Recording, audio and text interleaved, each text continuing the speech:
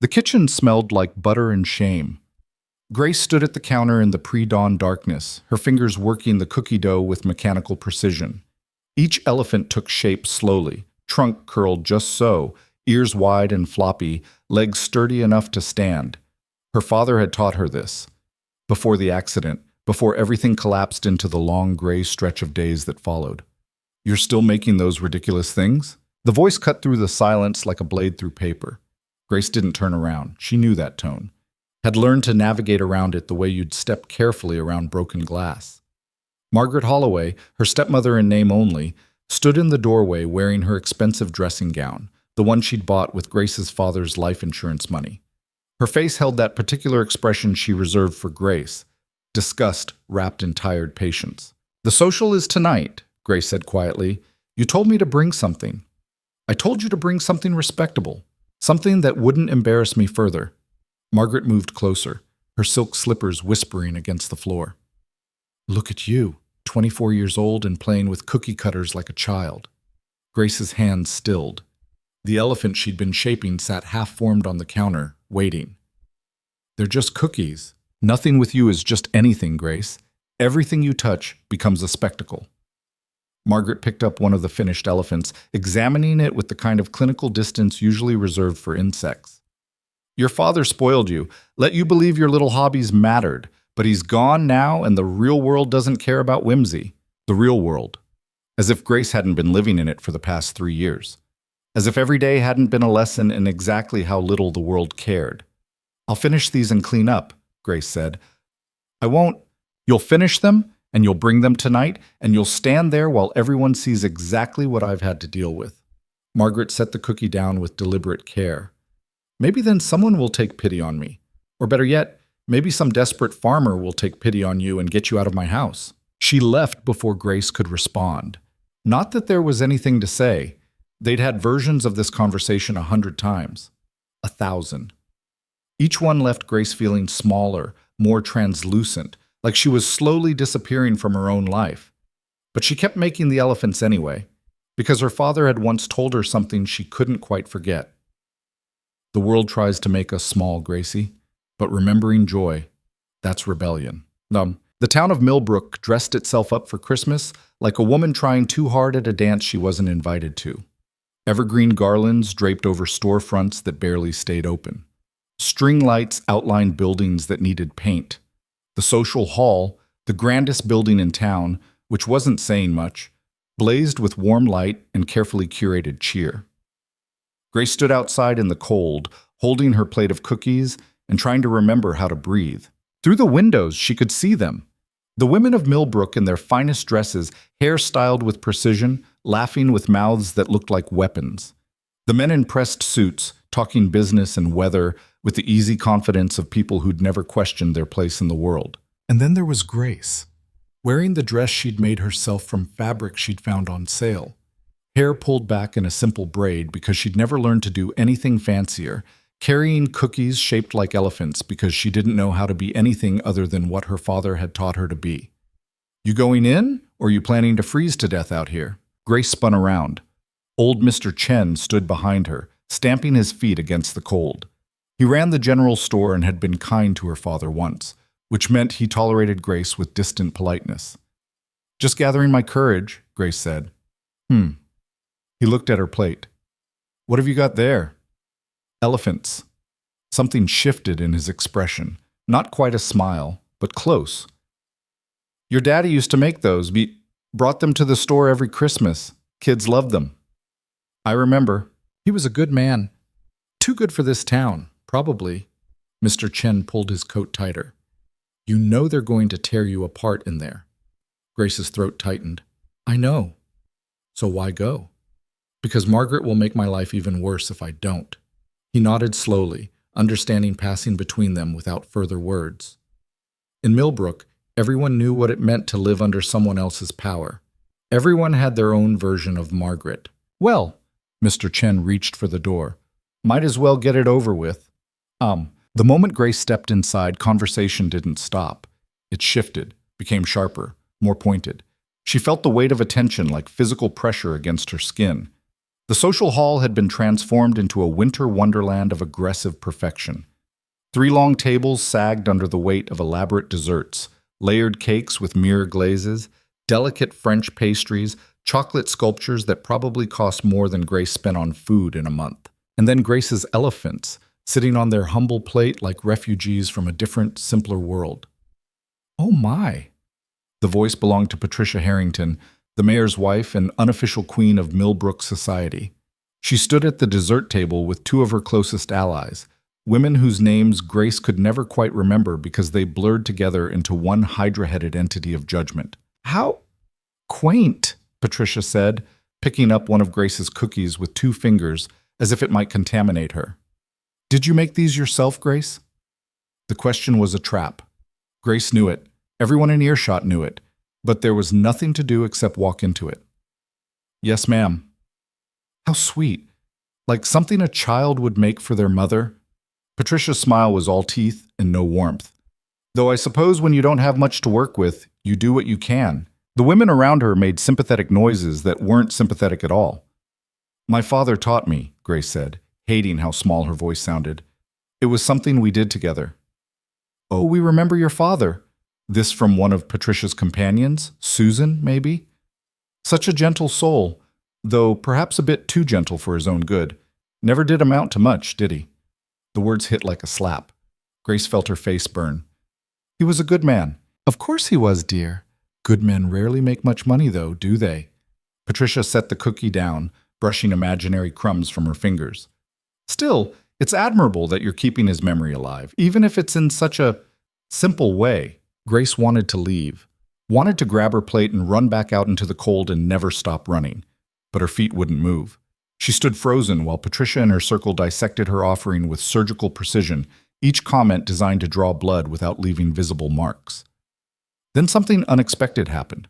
A little girl, maybe 6 years old, with dark braids and a green velvet dress, slipped through the crowd and stopped in front of the table. Her eyes went wide when she saw the elephants. Mama, look, they're adorable. The girl's mother, Grace didn't recognize her, probably visiting family for the holidays, smiled indulgently. They're sweet, aren't they? Can I have one, please? Before anyone could object, the girl had picked up the largest elephant, cradling it in her small hands like treasure. She bit into it carefully, and her whole face transformed with delight. It tastes like home, she said, the words muffled by Cookie. Like when Grandma makes snickerdoodles. Well, I don't know about that, the mother started. But other children had noticed now. They gravitated toward Grace's plate with the unerring instinct kids have for things adults don't understand. Within moments, a small crowd of children surrounded the table, reaching for elephants, examining them with wonder, giggling at the trunks and floppy ears. For just a moment, one brief, shining moment, Grace felt something she hadn't felt in years. Seen. Not judged, not measured and found wanting, just seen. One boy held up his elephant and made it walk across the tablecloth, creating a little story about an elephant who went on adventures. A girl with pigtails announced that elephants were her favorite animal, and this was the best cookie she'd ever had. Another child asked Grace if she could make other shapes too, maybe lions or bears. Grace opened her mouth to answer, "Children, please, step away from there." Stop. Patricia's voice cut through the moment like scissors through paper. The children looked up, confused by the sharpness in her tone. These cookies are very basic, Patricia continued, her voice pitched to carry across the room. I'm sure they're perfectly fine for children, but we have much more sophisticated options on the other tables. Why don't you try the chocolate eclairs? They're from a real bakery in the city. The children's parents, sensing the shift in atmosphere, began quietly extracting their kids from the elephant cookie cluster. Grace watched her moment of joy evaporate like morning frost.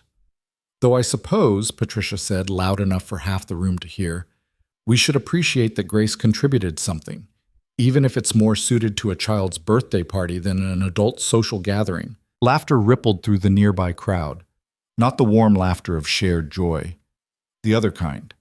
The kind that feeds on someone else's humiliation. I mean, really, Susan chimed in. Elephant cookies? What is this, a kindergarten class? I think they're charming, someone else said, with the tone people use when calling something charming actually means they think it's pathetic. In a simple, rustic sort of way. Simple is certainly the word for it.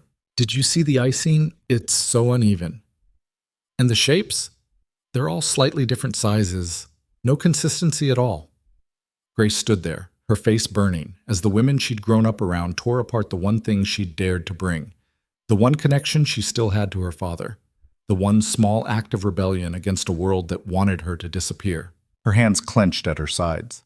She wanted to defend herself, wanted to explain that the irregular shapes were because she made each one by hand, with care, with love, that her father had told her perfection was less important than presence, that these cookies had carried her through her worst grief and kept her tethered to something good.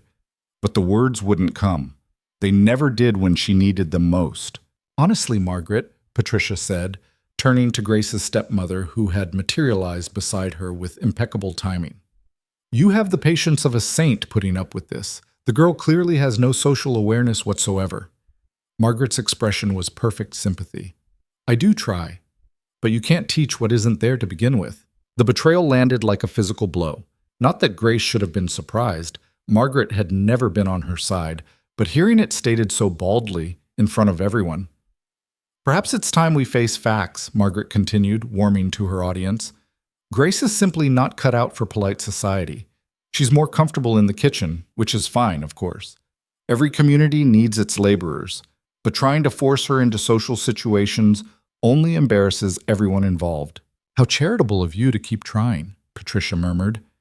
Well, she is family, technically, though. Margaret lowered her voice just enough that Grace had to strain to hear. I do worry about what will become of her when I'm gone. No prospects, no skills beyond basic household work, no sense of how to present herself. Grace felt something crack inside her chest. Not break. She'd been broken for a while now. But crack. Like ice beginning to splinter before it shatters completely. Around her the social continued. People laughed and chatted and sipped punch that was too sweet and ate desserts from real bakeries. The children had moved on to other delights, the elephant cookies already forgotten. Life went on, as it always did, with Grace as little more than a footnote, a cautionary tale, a reminder of what happened when you didn't learn to fit in. She needed to leave. Now. Before the cracks spread and she fell apart in front of everyone. Grace turned toward the door and walked directly into a wall of muscle and worn flannel. She stumbled backward, mortified. I'm so sorry, I didn't... You're fine. The voice was deep, quiet, with the kind of certainty that came from not needing to be loud. Grace looked up, and up, into a face she'd seen around town but never really noticed. Strong jaw, dark eyes, expression that gave nothing away. Caleb Turner, the rancher who kept to himself and came into town maybe twice a month for supplies. Excuse me, Grace mumbled, trying to step around him. But Caleb wasn't looking at her. He was looking at the dessert table, specifically at her plate of elephant cookies. Without a word, he walked past her and picked one up. The conversation in the immediate vicinity died. People turned to watch. Patricia Harrington's perfectly shaped eyebrows climbed toward her hairline. Caleb Turner didn't come to social events, didn't engage in small talk, didn't participate in Millbrook's complex social dances. He showed up at the general store, bought what he needed, and left. The man was practically a hermit, and now he was standing at the dessert table holding one of Grace's ridiculous elephant cookies, examining it with the same serious attention he might give a horse or a piece of equipment. Then he bit into it. The room held its breath. Caleb chewed slowly, thoughtfully. His expression didn't change. Grace couldn't tell if he hated it or was just too polite to say so, or was about to add his own critique to the growing list of everything wrong with her offering. He swallowed, looked directly at Grace, and said in a voice that carried across the suddenly silent room, "This tastes like home." Grace didn't understand what happened next.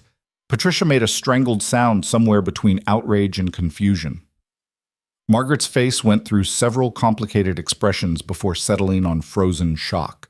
The rest of the room erupted into whispers that sounded like a storm building in the distance, but Caleb Turner just stood there holding the elephant cookie, looking at Grace like she'd done something remarkable instead of embarrassing. "Your recipe?" he asked. Grace nodded, not trusting her voice. "It's good. Real." He took another bite. "Haven't tasted anything this honest in years." "Thank you." Don't thank me for telling the truth. Caleb finished the cookie and reached for another. These the only ones you made? There's about 2 dozen. Mind if I take the rest? Grace blinked. You want all of them? If you're willing to part with them. She almost laughed. Almost. Here was this man, this near stranger, treating her elephants like they were worth something while the rest of the town had just finished explaining in detail why they weren't. Take them, she said. Please. Caleb picked up the plate, nodded once at Grace, then turned to face the room with an expression that suggested he knew exactly what they'd been saying and cared exactly 0% about it. Evening, he said to no one in particular, and walked out. The silence he left behind was profound. Then, like a dam breaking, everyone started talking at once. Well, Did you see? Caleb Turner actually spoke to someone. What on earth was that about?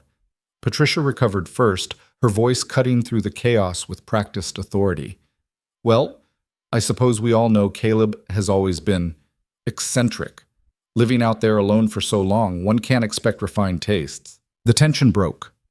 People laughed, nervously at first, then with more confidence. The narrative reasserted itself. Caleb was odd. Grace was pathetic. The elephant cookies were still ridiculous, order restored. But something had shifted. Grace felt it like a physical change in air pressure. She stood there, empty-handed now, her plate gone with a stranger who'd called her cookies honest, who'd tasted them and found something worth taking. Margaret appeared at her elbow, fingers digging into Grace's arm with enough force to leave marks. We're leaving, she hissed. Now. Grace didn't argue. She let herself be steered through the crowd, past the pitying looks and the whispered comments, and Patricia Harrington's too bright smile. The cold air outside hit like a slap. What? Margaret said, her voice shaking with rage. Was that? I don't know. You don't know? You don't know? Margaret spun Grace around to face her. Do you have any idea what you've done? Do you comprehend the spectacle you've made? First those ridiculous cookies, then making a scene with Caleb Turner. I didn't make a scene. He just humiliated me, taking your pathetic offerings like they were some kind of treasure, making everyone think. She stopped, breathing hard. Do you understand what people will say? What they're probably already saying? Grace understood perfectly. In Millbrook, there were rules. Invisible, but absolute. And she'd broken them. Or rather, Caleb had broken them on her behalf, which was somehow worse. I'm sorry, Grace said automatically. Sorry doesn't fix this. Margaret's eyes were cold in the lamplight. Sorry doesn't undo the damage you've done to my reputation. Sorry doesn't make you any less of a burden I've carried for 3 years too long. The words weren't new. Grace had heard variations 100 times. But tonight, standing in the cold after watching her small moment of joy get dissected and destroyed, they landed differently. Tonight, she was tired. Then don't carry me anymore, Grace said quietly. Margaret went very still. What did you say? You've made it clear I'm not wanted. Every day for 3 years, so stop, let me go. Go where exactly? You have no money, no prospects. No one in this town would take you in. Margaret's smile was sharp enough to cut. You're stuck, Grace. With me. In the house your father left me. Under my charity. And if you think one strange man taking pity on your cookies changes that, you're even more delusional than I thought. She was right. Grace knew she was right. There was nowhere to go. No escape route. No cavalry coming. Caleb Turner had taken her cookies and walked away. That was it. That was the whole story. Tomorrow she'd wake up in Margaret's house. She'd cook breakfast she wouldn't be thanked for. She'd clean rooms that would never feel clean enough. She'd make herself small and quiet and unobtrusive, and maybe, if she was very lucky, Margaret would only remind her 3 or 4 times how worthless she was. That was Grace's life. That was her future, stretching out like a road with no turns. Let's go home, Margaret said, before you embarrass us further. Grace followed, because what else was there to do? Behind them, the social hall blazed with light and laughter, and people who fit perfectly into their perfect little boxes. People who knew how to exist in the world without being constantly reminded they were doing it wrong. Grace walked home in the cold and tried not to think about how Caleb Turner's voice had sounded when he said her cookies tasted like home. Tried not to wonder what home meant to a man who lived alone on a ranch outside town. Tried not to feel the dangerous flutter of something that might have been hope, if hope wasn't the cruelest thing you could give someone with nowhere to go. Christmas morning came wrapped in frost and silence. Grace woke early, as always. The house was cold. Margaret kept the heat low to save money, never mind that Grace was the one who had to suffer through it. She dressed quickly in layers and made her way downstairs to start breakfast. The kitchen still smelled faintly of cookies, evidence of her failure. She'd just gotten the coffee started when she heard Margaret's footsteps on the stairs. Heavier than usual, faster. Grace braced herself. Margaret appeared in the doorway holding a piece of paper. Her face was the color of old snow. "Pack your things." Grace's hand stilled on the coffee pot. "What?" "You heard me. Pack your things." "I don't understand." The entire town is talking. Margaret's voice shook. Patricia called this morning. So did Susan and Elizabeth and half a dozen other women whose opinions actually matter. Apparently, after you left last night, the speculation started. About you and Caleb Turner, about what his interest in you might mean. There's no interest. He took some cookies. He took your cookies, defended them, defended you. In front of everyone. Margaret crumpled the paper in her fist. "Do you know what that looks like? What people are saying?" Grace felt something cold settle in her stomach. In Millbrook, appearances were everything, and a single man showing favor to an unmarried woman was the kind of appearance that launched 1,000 rumors. "It's not like that," Grace said. "He was just being kind." "Kind?" "Men like Caleb Turner don't do kind, Grace. They do what serves them. And apparently, you've caught his attention." Margaret's laugh was bitter. "The one thing I asked, the one thing, was that you not cause me more embarrassment, but even that was too much for you." "I didn't do anything. Your existence is enough." The words exploded out of Margaret with years of pent-up resentment behind them. 3 years I've fed you, housed you, tolerated you. 3 years of watching you mope around this house like a ghost, contributing nothing, being nothing. I hoped, last night might finally shame you into changing, or at least shame some desperate man into taking you off my hands. But instead, you've managed to create a scandal. Grace's chest felt tight. "What people are saying, it's not true. Nothing happened. Truth doesn't matter, only reputation. And right now my reputation is suffering because I have a stepdaughter who apparently can't be trusted at social functions without making a spectacle." Margaret pointed toward the stairs. "Pack. You have 1 hour." "Where am I supposed to go?" "Frankly, my dear, I don't care anymore. You can go to hell for all it matters to me." Margaret's voice cracked slightly. "But you cannot stay here. I won't have my name dragged through the mud because of you any longer." The words hung in the air between them like smoke. Grace had known, somewhere deep down, she'd always known, that this moment would come eventually. Margaret's tolerance had limits. Her charity had an expiration date. It was only a matter of time before Grace crossed whatever invisible line made her more trouble than she was worth. She just hadn't expected it to be today. Hadn't expected it to be because of elephant cookies and a quiet man who'd said they tasted like home. 1 hour, Margaret repeated. Then I want you out. She left. Grace heard her footsteps retreating, heard the slam of the sitting room door. For a long moment, Grace just stood there in the kitchen that wasn't hers, in the house that had never been hers, with nowhere to go and no one to turn to. Then she went upstairs and started packing. It didn't take long. 3 years living in Margaret's house, and Grace's entire existence fit into a single worn carpet bag. 2 dresses, a sweater with patches on the elbows, undergarments, her father's recipe book, water-stained and falling apart but still precious, a photograph of her parents from before the accident, their smiles bright with a future that never came. That was it. That was everything Grace Holloway owned in the world. She stood in the small bedroom that had been hers and looked around one last time. The bed she'd made every morning, the window she'd stared out of on countless sleepless nights, the walls that had witnessed her grief and her small rebellions and her slow, steady diminishment.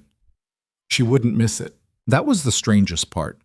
She'd lived here most of her life, first with her father, then with Margaret. But standing here now, bag in hand, Grace realized she felt nothing. No nostalgia, no regret, just a kind of hollow resignation.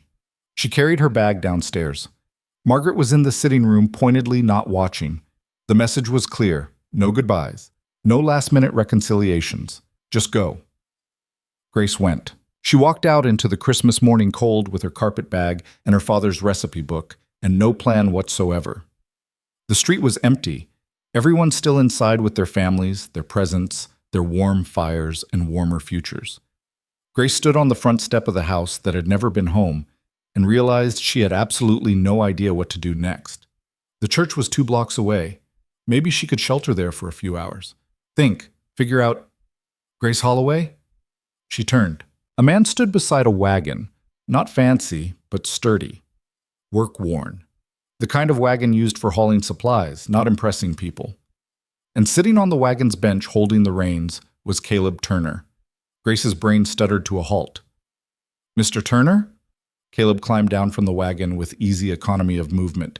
He looked at her bag, then at the house behind her, then at her face. His expression gave nothing away, but something shifted in his eyes. Understanding, maybe. Heard you might need a ride, he said. Grace opened her mouth, closed it, opened it again. How did you... Small town. News travels. He gestured to the wagon. You got somewhere to go? No. The admission fell between them like a stone into still water. Caleb was quiet for a moment. Then, you know anything about cooking for a crew? What? Got 5 ranch hands. They can work cattle and mend fence, but none of them can cook worth a damn. Been eating beans and charred meat for 6 months. He met her eyes. Could use someone who knows their way around a kitchen. Room and board in exchange for meals. Nothing fancy, just honest work. Grace stared at him. This couldn't be real, couldn't be happening. Men didn't just show up on Christmas morning offering jobs to women they barely knew. That wasn't how the world worked. Why? She managed. Told you last night, your cooking's honest. Caleb shrugged. Figure someone who can make cookies that taste like home can probably make food that tastes like it's supposed to. But you don't know me. Know enough. He nodded toward the house. Know you're standing out here in the cold with everything you own in one bag. Know the same people who mocked you last night are probably feeling real righteous about it this morning. Know you could use a chance, and I could use a cook. He paused. That's enough for me. Question is whether it's enough for you. Grace's mind raced. This was insane. She'd be living on a ranch with 6 men she didn't know. People would talk. They were already talking. It would confirm every rumor, validate every whispered speculation. But the alternative was, what? Standing here in the cold until she froze, begging at the church for charity that might not come, trying to find work in a town where everyone had just watched her get humiliated and thrown out? Caleb Turner was offering her dignity, work in exchange for shelter, a place to stand. It wasn't charity, wasn't pity. It was the first fair deal anyone had offered her in 3 years. I accept, Grace said before she could second-guess herself. Thank you, Caleb nodded once. No thanks necessary. You'll earn your keep. He took her bag and stowed it in the wagon. Fair warning, ranch life's hard. Early mornings, long days. The men are rough around the edges, but decent enough if you don't take their talk personally. Cabin's clean but basic, no luxuries. I'm not looking for luxuries. Good. He offered his hand to help her up onto the wagon bench. Then we'll get along fine. Grace took his hand, calloused and warm and strong, and climbed up.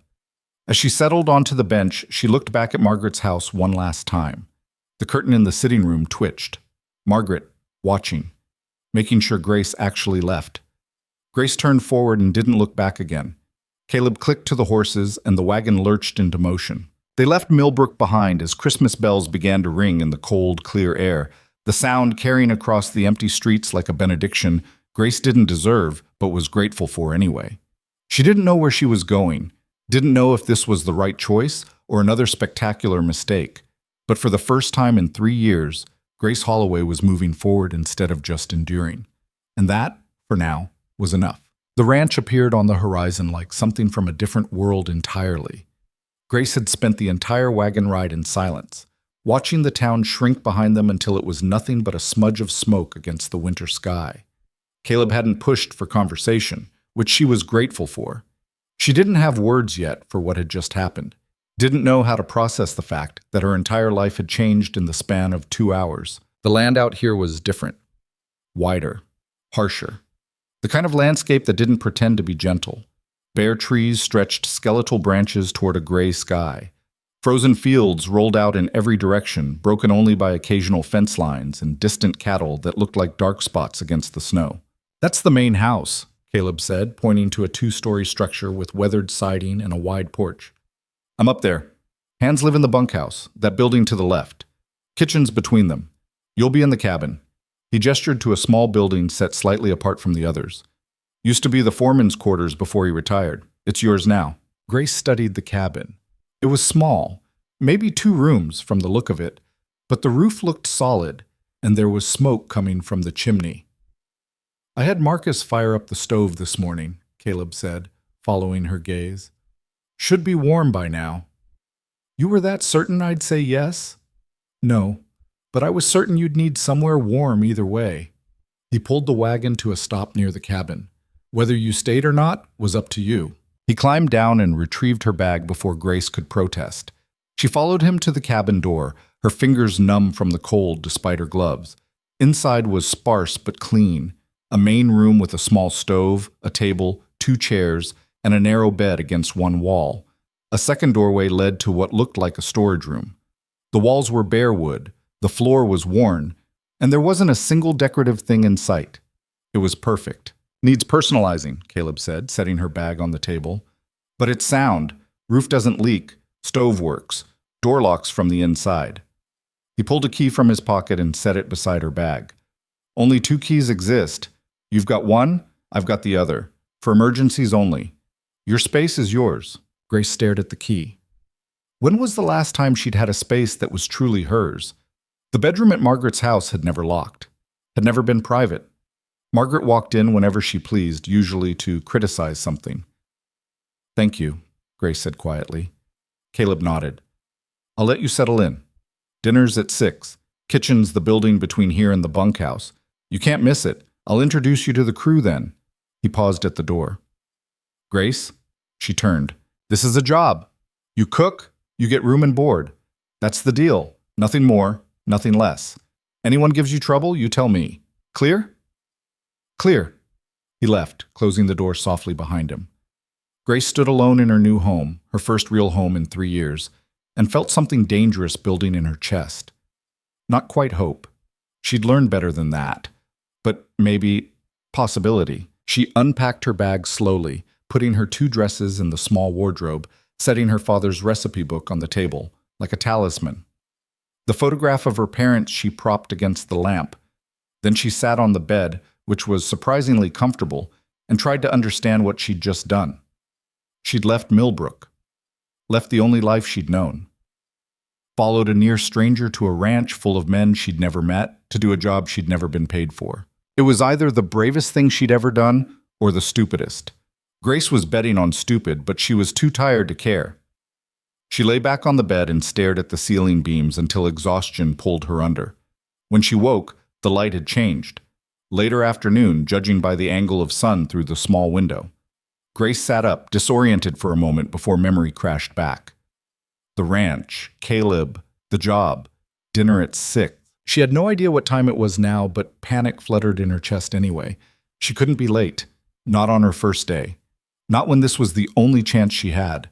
Grace splashed cold water on her face from the basin, tried to smooth her hair, and stepped outside. The cold hit like a fist. She'd forgotten how brutal it was out here, away from even Millbrook's minimal shelter. The wind cut through her thin coat like it wasn't there. The kitchen building was easy to find. Caleb had been right about that. It was larger than she'd expected, with smoke rising from a chimney and light glowing in the windows. Grace could hear voices inside.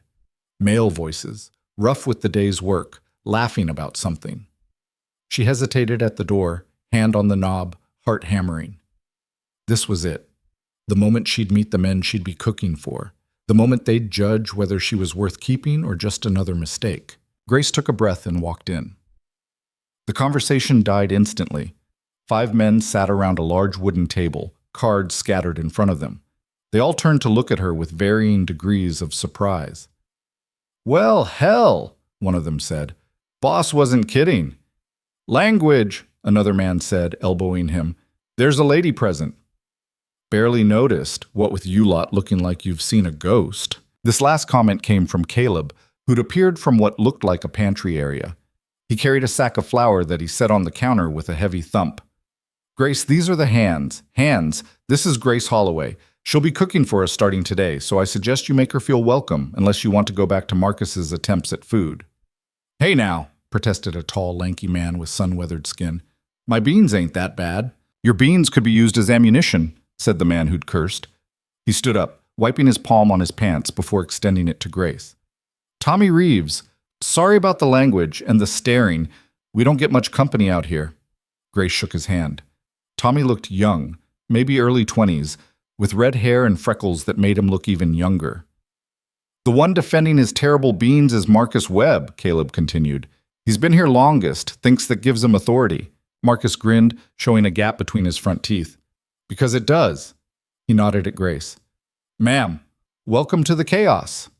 The old one in the corner is Frank Dawson, Caleb said. I'm 52, not ancient, Frank muttered, but he smiled when he said it. He had gray in his beard and kind eyes. Don't let these youngsters intimidate you, miss. They're mostly harmless. Mostly, agreed a stocky man with dark skin and a serious expression. I'm James Carter. I handle the horses primarily, but I can help with whatever needs doing. And I'm Pete Sullivan, said the last man, short, compact, with nervous energy that seemed barely contained. I'm the best roper here, despite what Marcus will tell you. You're the best at talking about roping, Marcus shot back. Gentlemen, Caleb's voice cut through the brewing argument. Grace has had a long day. Maybe save the posturing for later. The men settled down, though Pete and Marcus continued to eye each other with competitive hostility. Grace stood there, overwhelmed by the sudden influx of names and faces and personalities. They seemed decent enough, rough, like Caleb had warned, but not threatening. Not yet, anyway. I should start dinner, she said, looking around the kitchen properly for the first time. It was well-equipped, if messy. Pots and pans hung from hooks. A large stove dominated one wall. Shelves held dry goods in varying states of organization. What do you normally eat? Whatever doesn't kill us, Tommy said cheerfully. Beans, Marcus said. Lots of beans. Sometimes Marcus makes this thing he calls stew, Frank added. We've learned not to ask what's in it. It's nutritious, Marcus protested. Grace moved to the pantry, taking inventory. Flour, beans, dried meat, some root vegetables that had seen better days. Salt, basic spices. Not much to work with, but she'd managed with less. Give me an hour, she said. I'll make something. You sure? Caleb asked.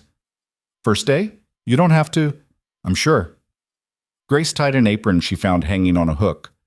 This is what you hired me for, isn't it? Something that might have been approval flickered across Caleb's face. All right then, we'll stay out of your way.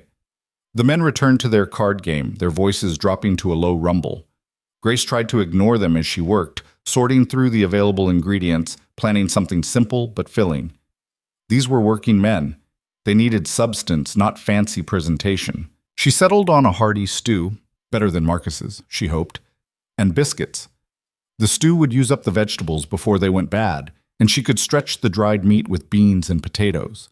The biscuits would be basic, but there was butter and she could make them fluffy if she worked the dough right. Her hands moved with practiced efficiency, chopping vegetables, browning meat, mixing dough. This was familiar territory, safe.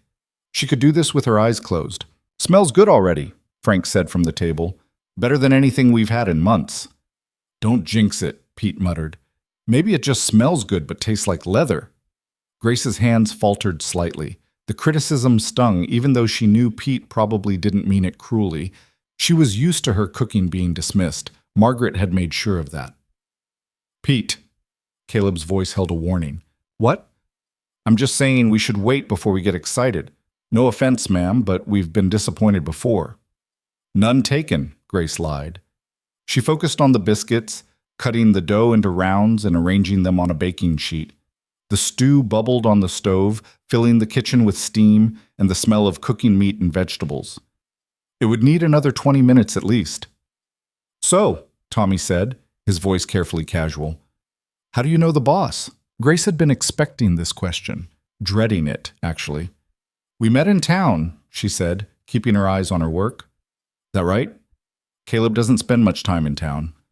He was at the Christmas social, Grace said. We talked. The silence that followed was loaded with unspoken questions. Grace could feel them watching her, trying to figure out the story.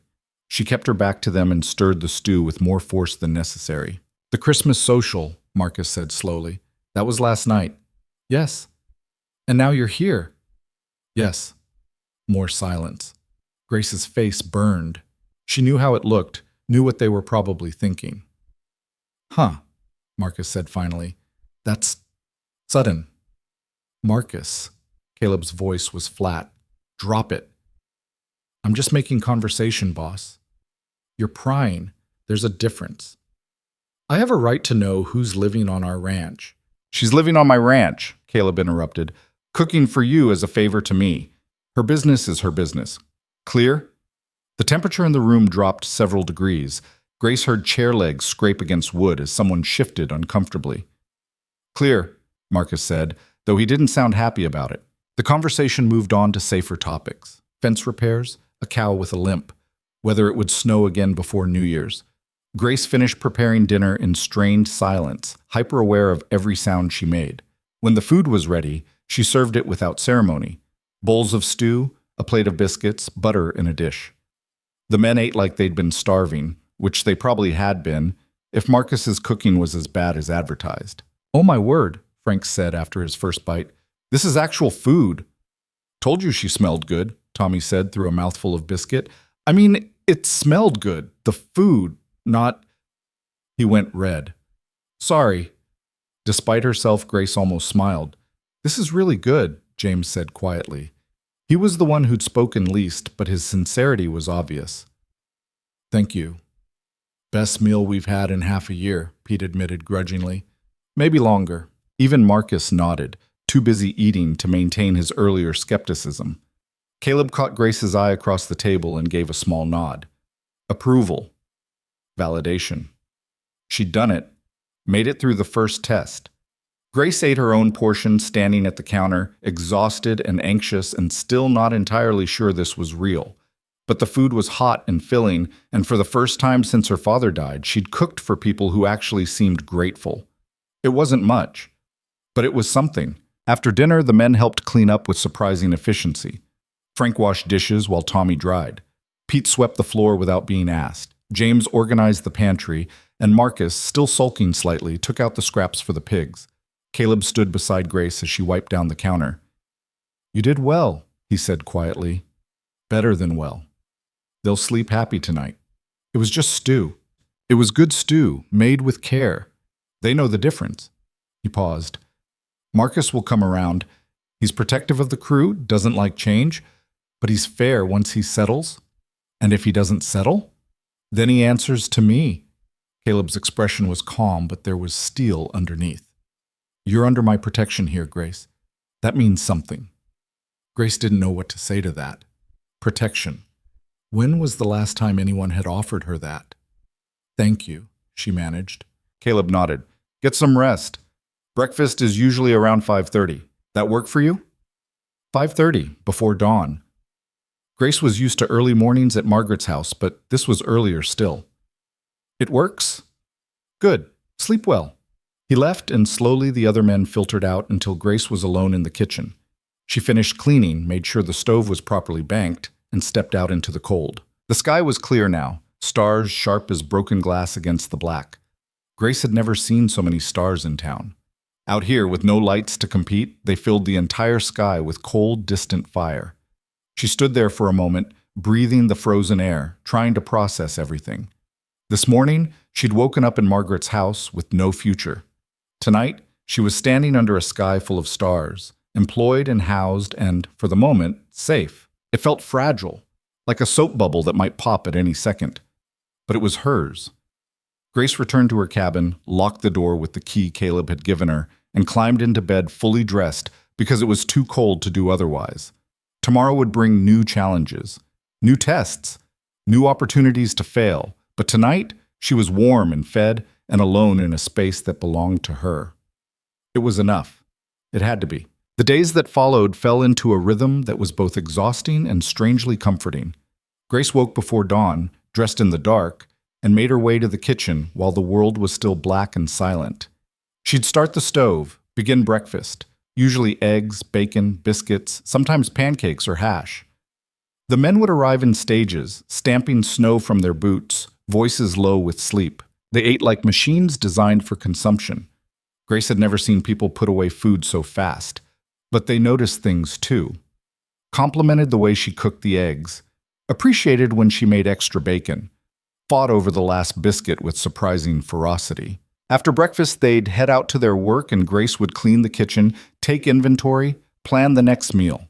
Lunch was simple, usually sandwiches or leftover stew that the men would grab between tasks. Dinner was her chance to experiment within the limitations of the pantry. She discovered that Frank had a sweet tooth and would light up like a child when she made dessert. That Tommy couldn't handle spicy food, but would eat it anyway out of pride, sweating and red-faced. That James was allergic to shellfish, not that they had any, but he'd mentioned it once with such careful courtesy she knew he'd been nervous about seeming difficult. That Pete and Marcus competed over everything, including who could eat the most biscuits, which usually ended with both of them looking vaguely ill. And Caleb? Caleb ate quietly, methodically, but she noticed he always finished everything on his plate. Never complained, sometimes complimented, mostly just existed in his steady, undemanding way. On the third day, Marcus approached her while she was kneading bread. "I owe you an apology," he said without preamble. Grace's hand stilled. "For what?" "For being suspicious, first night." Marcus shifted his weight, uncomfortable with the admission. "You're good at what you do. We're lucky to have you. I should have said so earlier instead of being an ass." "You were protecting your crew," Grace said. "I understand that." "Still, wasn't fair to you." He watched her work for a moment. "The boss doesn't bring people here. Ever. In 5 years, you're the first. So when you showed up out of nowhere, I thought maybe—" He trailed off. "You thought he was being foolish," Grace finished. "Yeah." "And now?" Marcus grinned, the gap in his teeth showing. "Now I think he made the best hire of his life. These biscuits alone are worth whatever he's paying you." "He's not paying me, just room and board." "Then he's getting an even better deal than I thought." Marcus grabbed a biscuit from the cooling rack. "Don't tell him I said this, but the crew's happier. Works easier when you've got good food to look forward to. You've made a difference here, Grace. A real one." He left before she could respond, but the words stayed with her. A real difference. When had she last made a difference in anything? On the 5th day, a storm rolled in. Grace woke to howling wind and snow so thick she couldn't see the bunkhouse from her cabin window. She dressed in every layer she owned and fought her way to the kitchen, arriving half-frozen and gasping. The men were already there, having come from the bunkhouse through an apparently underground tunnel Grace hadn't known existed. "Storm passage," Frank explained, seeing her confusion. "Links all the buildings. Built it years ago after we lost a hand in a blizzard. He wandered 20 feet from the bunkhouse and froze before we could find him." Grace shuddered. She'd been maybe 30 feet from her cabin. In this whiteout, she could have walked in circles until hypothermia took her. "Why didn't anyone tell me about the tunnel?" "Thought you knew," Tommy said. "There's an entrance in your cabin. Should be a trap door under the rug by the bed." Grace had been sleeping on top of her emergency exit for 5 days. "I'll show you after breakfast," James offered, "so you know how to navigate it." The storm lasted 2 days. Grace learned the tunnel system, a network of rough-hewn passages that connected all the buildings like arteries beneath the snow. It was claustrophobic and dark, but it was safe. During the worst of the storm, the men played cards in the kitchen, told stories, argued about nothing. Grace cooked and listened and slowly started to feel less like an outsider. Frank told stories about his wife, who died 10 years ago, and how he'd come to the ranch because he couldn't stand their empty house. Tommy talked about the girl he was sweet on in town, and how he was saving up to marry her someday. Pete described the horse he'd owned as a boy, the best horse that ever lived, gone now, but never forgotten. Marcus didn't talk about his past, but he taught Grace how to make coffee the way the crew liked it, strong enough to strip paint. James said almost nothing, but he was always there when something heavy needed lifting, always first to volunteer for the worst tasks. And Caleb? Caleb mostly listened, but occasionally he'd add a comment that showed he was paying attention, noticed things, cared about his crew in a way that wasn't loud but was absolutely solid. On the seventh day, Grace made cookies. Not elephant cookies, she wasn't ready to face that memory yet. Just simple sugar cookies shaped into rounds because she didn't have cutters. The men devoured them. "It's like Christmas came late," Frank said, clutching his cookie like it might disappear. "I haven't had homemade cookies since—" He stopped, expression clouding. "Since your wife," Grace finished gently. Frank nodded, eyes shining. "She used to make them every Sunday. I'd forgotten what they tasted like, but this—" He took a bite. "This is close. Real close. Thank you." After dinner, when the men had gone and Grace was finishing the dishes, Caleb appeared beside her with a towel. "You didn't have to do that," he said. "The cookies? I had extra sugar and—" "You didn't have to make Frank's evening. Bring back his memories like that. You could have just made food and called it done." Grace scrubbed at a pot, not looking at him. "My father used to say that cooking was more than feeding bodies. It's feeding the parts that don't show up on any scale." "Your father sounds like he was a wise man." "He was, until a drunk driver decided otherwise." The words came out harder than she meant them to. Grace stopped scrubbing, her hands still in the dishwater, grief rising sudden and sharp. "I'm sorry," Caleb said quietly. "Everyone's sorry. Doesn't bring him back." Grace resumed scrubbing, attacking the pot with unnecessary force.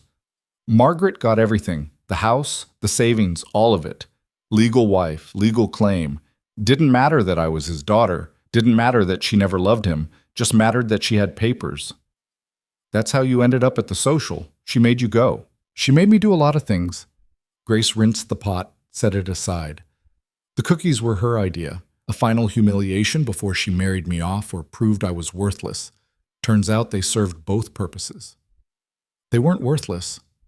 They were honest." Grace finally looked at him. Caleb's expression was serious, his dark eyes steady. "You keep saying that word. Honest. What does that mean to you?" "It means real. Not trying to impress anyone. Not hiding what it is behind fancy presentation." Caleb picked up another pot, started drying. "Most people spend their whole lives pretending. Your cooking doesn't pretend. That's rare." Grace didn't know what to say to that. Didn't know how to explain that she'd never learned to pretend because no one had ever taught her. Margaret had been too busy criticizing to show her how to navigate the world's expectations. "The town's probably still talking about me," she said instead. "Let them talk. They'll say terrible things. About you too now, for bringing me here." "I've never much cared what people say." Caleb set down the dried pot. "Grace, I'm going to be straight with you. You're good at this. Better than good. The crew's already attached to you, and that takes time usually. You've made this place better in a week. But if you want to leave, I'll take you anywhere you want to go. No questions asked. You don't owe me anything." Grace stared at him. "Why would I want to leave?" "Because maybe this isn't what you want. Maybe you only said yes because you didn't have other options. Maybe you're waiting for something better." "There is nothing better," Grace said. "This is the first place I've felt like a person in 3 years. The first place I've done work that mattered to anyone. Why would I leave that?" Caleb nodded slowly. "All right then. Just wanted you to know you have a choice. Always." He left her alone with the dishes and her thoughts. Choice. What a strange concept. Grace had lived so long without choices that having one felt almost frightening. She could leave, could ask Caleb to take her to the next town, find work there, start fresh where no one knew her story. But the crew here had started to feel like, not family exactly. She wasn't ready for that word, but like people who saw her, who appreciated what she brought, who didn't measure her against impossible standards and find her lacking. Grace finished the dishes, dried her hands, and looked around the kitchen. Her kitchen, in a way, her domain. The place where she fed people who actually seemed grateful to be fed. She thought about Margaret, alone in her perfect house in Millbrook, surrounded by things that didn't love her back. And she thought about Grace Holloway, in a rough cabin on a working ranch, cooking for cowboys and sleeping under a sky full of stars. There was no contest. She was staying. The decision settled into her bones like warmth after cold. Grace locked up the kitchen, made her way through the tunnel to her cabin, and slept better than she had in years. Outside, the wind howled and the snow fell, and the world turned in its ancient rhythm. And for once, Grace turned with it instead of fighting. For once, she wasn't just surviving. She was living. 2 weeks into January, the trouble started small. Grace was in the kitchen preparing lunch when she heard horses approaching. Not unusual. The ranch had visitors occasionally. Suppliers, neighboring ranchers, the occasional drifter looking for work. But something about these horses sounded different. Too many of them. Moving too fast. She wiped her hands on her apron and moved to the window. 6 riders were coming up the road, and Grace recognized the man in front immediately. Sheriff Douglas Carver, Millbrook's law enforcement, and Patricia Harrington's cousin.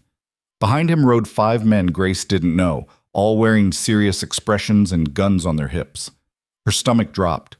Caleb emerged from the barn, Marcus and Tommy flanking him. The sheriff pulled his horse to a stop, the other riders forming a loose semicircle. "Caleb Turner," the sheriff said, his voice carrying across the yard. "We need to have a conversation." "Then have it," Caleb said. His tone was neutral, but Grace could see the tension in his shoulders. "It's been brought to my attention that you're harboring an unmarried woman on your property. I've hired a cook. Her living arrangements are her business." "See, that's where you're wrong." The sheriff shifted in his saddle. "Her living arrangements become everyone's business when they violate community standards of decency." Grace's hands clenched on the windowsill. This was it, the reckoning she'd been waiting for. Millbrook couldn't leave her alone even out here, miles from town. "What community standards?" Caleb asked. "Last I checked, this ranch isn't in Millbrook. It's on my land, under my authority. Your land still falls under county jurisdiction, and the county has laws about cohabitation." The sheriff pulled out a piece of paper. "I've got complaints here from concerned citizens about the moral impropriety of your situation. Let me guess, Patricia Harrington, among others. Good people worried about the corruption of—" "Corruption?" Caleb's voice went sharp. "Grace Holloway works for me. She lives in a separate cabin, does her job, and bothers no one. What exactly is corrupting about that? A young woman living alone among 6 men. You really need me to explain the problem?" "I need you to explain the crime, since that's what you're implying exists." The sheriff's jaw tightened. "Don't play games with me, Turner. The whole town knows you took her in right after the Christmas social, after you made a spectacle defending her cookies. People talk, and what they're saying isn't good." Inside the kitchen, Grace felt her face burn. Of course they were talking. Of course they'd turned Caleb's simple kindness into something ugly. "People can say whatever they want," Caleb said. "Doesn't make it true. Maybe not. But appearances matter. And this situation, a single man, a single woman, living on an isolated ranch, it gives the appearance of impropriety, especially given how quickly she moved in after you showed her favor." "Showed her favor? I took pity on someone who needed work and had nowhere else to go." "That's not how it looks." The sheriff leaned forward in his saddle. "I'm going to be straight with you, Turner. There are people in town who want this addressed, who think Miss Holloway's presence here is inappropriate at best, immoral at worst. Now, I can either handle this quietly, you send her back to town, she stays with a respectable family until proper arrangements can be made, or we can do this the hard way." Grace didn't wait to hear Caleb's response. She pushed through the kitchen door and walked into the yard, her heart hammering but her spine straight. All eyes turned to her. "Miss Holloway," the sheriff said, tipping his hat with exaggerated politeness, "we were just discussing your situation." "I heard, and I'm telling you there is no situation." Grace's voice shook slightly, but she kept going. "Mr. Turner hired me as a cook. I work. I'm paid in room and board, that's all." "I'm sure that's what you believe," the sheriff said with condescending gentleness. "But a young woman in your position might not understand how these arrangements can be so misconstrued." "I understand perfectly well. You're misconstruing basic employment as something scandalous, because that's what small-minded people do when they can't accept that a woman might work for a living." One of the men behind the sheriff made a low whistle. The sheriff's expression hardened. "Watch your tone, miss. I'm trying to help you." "Help me?" Grace felt something snap inside her. "You want to help me? Where were you when Margaret Holloway threw me out on Christmas morning? Where were you when the whole town mocked me? Where was this concern for my welfare then?" "That's different." "It's not different. It's the same people deciding they have the right to control my life because I don't fit their perfect little boxes." Grace's hands were shaking now, but she didn't care. "I'm not doing anything wrong. I'm cooking. I'm earning my keep. I'm bothering no one." The fact remains, the sheriff said, his voice going cold, that your presence here creates the appearance of moral impropriety. And in this county, we take such matters seriously. Caleb stepped forward, positioning himself slightly in front of Grace. Douglas, you've made your point. Now make your legal argument. What law, specifically, are we breaking? The sheriff's jaw worked. Fornication outside of marriage is illegal in this county. Then arrest people who are actually fornicating. Grace lives in a separate building, sleeps in her own bed, works in a kitchen that's accessible to all 6 of my ranch hands. Where's the crime? The crime is in the implication. Implications aren't crimes. Either charge us with something specific or get off my property. The 2 men stared at each other, tension crackling like electricity in the cold air. Grace could see the other ranch hands had emerged from various buildings, drawn by the confrontation. Frank, James, Pete, all watching with hard expressions. Finally, the sheriff sat back. Fine. You want to play it that way? We'll play it that way. But understand this, Turner. I've got half the town breathing down my neck about this situation. Respectable people who think something improper is happening here. And if I can't resolve it quietly, they'll make sure it gets resolved publicly, with lawyers and judges and county officials who don't take kindly to folks flouting community standards. Let them try. You're making a mistake, both of you. The sheriff gathered his reins. I'll be back, and next time I won't be asking politely. He wheeled his horse around, his men following. They rode out at the same too-fast pace they had arrived with, leaving a cloud of dust and tension behind. Grace stood frozen, watching them go, her burst of courage evaporating into shaky aftermath. What had she done? Talked back to the sheriff? Made everything worse. Grace? Caleb's voice was quiet. Go inside. She went, her legs barely holding her up. In the kitchen, she gripped the counter and tried to breathe. Through the window, she could see Caleb talking with the ranch hands, their voices low and serious. This was her fault, all of it.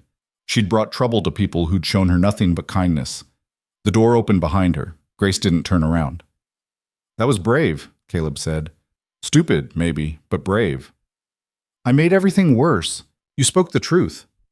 Can't make things worse by doing that. Grace finally turned. Caleb stood in the doorway, his expression unreadable. They're going to come back, she said, and next time they'll have legal grounds, or they'll make some up. I should leave, before this becomes your problem. It's already my problem. Has been since I hired you. Caleb moved further into the kitchen. Question is whether you're willing to weather what comes next. I don't want you to suffer because of me. Then you're going to be disappointed, because I'm not sending you back to that town. Not to Margaret, not to Patricia Harrington's charity, not to anyone who sees you as a problem instead of a person. Something cracked in Grace's chest. When was the last time someone had fought for her? When was the last time someone had chosen her over the easier path? What do we do? She asked. We wait. We keep doing what we're doing, and we don't give them any ammunition. Caleb met her eyes. That means you stay in your cabin. Use the tunnel system to get here and back. Don't give them any reason to say you're in the main house or the bunkhouse after dark. Keep everything above reproach. Grace nodded. It made sense, even if it felt like being punished for something she hadn't done. And Grace, whatever happens, you don't face it alone. The crew and I, we've got your back. All of us. He left before she could respond. Grace stood in the kitchen and tried to believe him. Tried to believe that this wouldn't end with her being dragged away, that the town's determination to see her punished wouldn't win.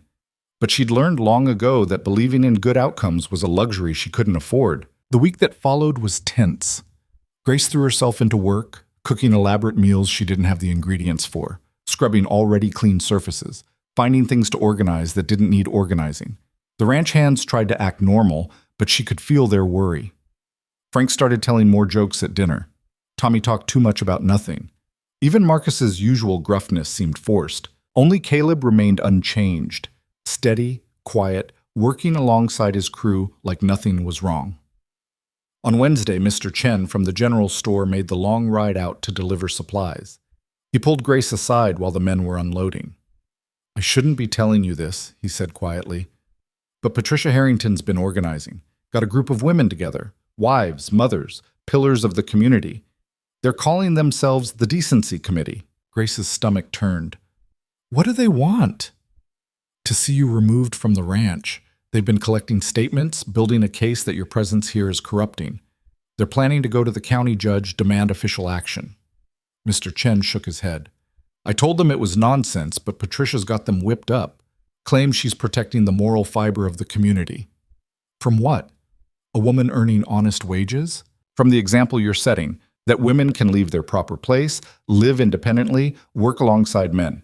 Patricia sees that as dangerous." He handed Grace a small package. "Extra flour. On the house. You'll need your strength for what's coming." After he left, Grace opened the package. Inside was the flour, but also a note in cramped handwriting. "They can't touch you if you're respectable married. Just something to think about." Chen Grace stared at the note until the words blurred. Marriage. The solution was so obvious she'd been trying not to think about it. A married woman living on her husband's ranch wasn't scandalous. It was expected. But marriage required someone willing to marry her, and despite Caleb's kindness, she couldn't imagine asking him to tie himself to her mess. She burned the note in the stove and tried to forget she'd ever seen it. Sunday morning, Grace was kneading bread when she heard wagons. Multiple wagons. She looked out to see a procession of vehicles coming up the road, at least 10 of them, filled with people from town. Her hands went numb. The wagons stopped in the yard. Patricia Harrington stepped down from the first one, dressed like she was attending a funeral. Behind her came a stream of Millbrook's finest citizens, all women, all wearing expressions of grim determination. Caleb emerged from the barn, the crew behind him. Grace could see the calculation in his eyes, the way he counted numbers and odds. "Mrs. Harrington," he said, "quite the delegation." "Mr. Turner," Patricia's voice carried across the yard like a pronouncement, "we've come on official business. The Decency Committee has filed a formal complaint with County Judge Morrison. He's granted us authority to investigate the living conditions here and make a determination about Miss Holloway's situation." "Investigation," Caleb repeated. "That's an interesting word for a mob." "We are not a mob. We are concerned citizens exercising our legal rights to protect community standards." Patricia gestured to the women behind her. "We have the judge's order. You can cooperate, or we can return with the sheriff and make this official." Grace felt paralyzed. This was worse than she'd imagined. They'd gone to the county, gotten legal sanction, turned her employment into a court case. "What exactly do you want?" Caleb asked. "To inspect Miss Holloway's living arrangements, to interview her about the nature of her employment, to ensure that nothing improper is occurring under the guise of legitimate work." Patricia's smile was sharp. "Surely if everything is above reproach, you have nothing to fear from transparency." It was a trap. Grace could see it clearly. No matter what they found, these women would twist it into evidence of impropriety. Her separate cabin would become suspicious isolation. Her cooking would become unnatural closeness with the crew. Her very existence would be proof of corruption. "Fine," Caleb said. "Inspect whatever you want. Grace, show them the cabin." Grace forced her legs to move. She led the delegation of women across the yard, feeling like a prisoner walking to execution. Behind her, she heard Patricia instructing her followers to observe everything, note anything suspicious, maintain detailed records. The cabin door swung open. Grace stood aside as the women filed in, their eyes sharp and judgmental. They searched everything. Patricia went through Grace's wardrobe, examining her 2 dresses with obvious disdain. Another woman checked under the bed, looking for what? Grace couldn't imagine. They inspected the stove, the table, even her father's recipe book, which Patricia flipped through with a sneer. "Quite sparse," Patricia announced. "One might wonder what a young woman does with her time in such minimal accommodations." "I work," Grace said, "in the kitchen. That's what I was hired to do." Patricia moved to the door, examining the lock. "And this lock? It opens from both sides, I see. How convenient." "Mr. Turner gave me the only other key, for emergencies." "Emergencies?" Patricia's tone made the words sound sordid. "How many emergencies have there been, Miss Holloway?" "None. And yet he has a key to your private quarters. Interesting." There was no winning this. Every innocent detail became evidence against her. Grace stood silent while they picked apart her tiny life, making inventory of her poverty and isolation. Finally, Patricia seemed satisfied. She gathered her committee back outside where Caleb and the crew waited. "We've seen enough," Patricia announced. "The living conditions are questionable at best.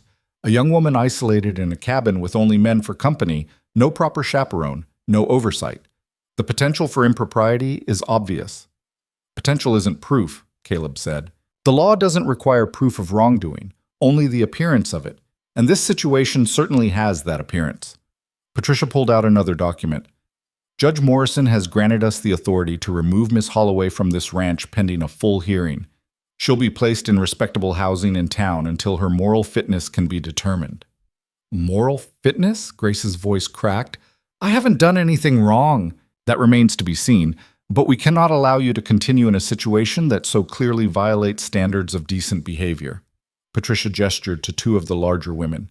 Please collect your belongings, Miss Holloway. You're coming with us. No. The word came from Caleb, hard and flat. You're not taking her anywhere. We have legal authority. You have a piece of paper from a judge who hasn't heard both sides.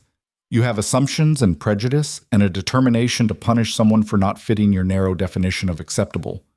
Caleb stepped forward. But you don't have the right to kidnap someone off my property. Kidnap? We're rescuing her from a morally compromising situation. She's employed, she's housed, she's safe. The only compromising thing here is your determination to ruin her life because she had the audacity to survive without your permission. Patricia's face went red. How dare you? How dare you? Caleb's voice rose for the first time. You mocked her at the social. Your friends drove her from her home. And now you want to drag her back to town and parade her around as an example of what happens to women who don't stay in their place.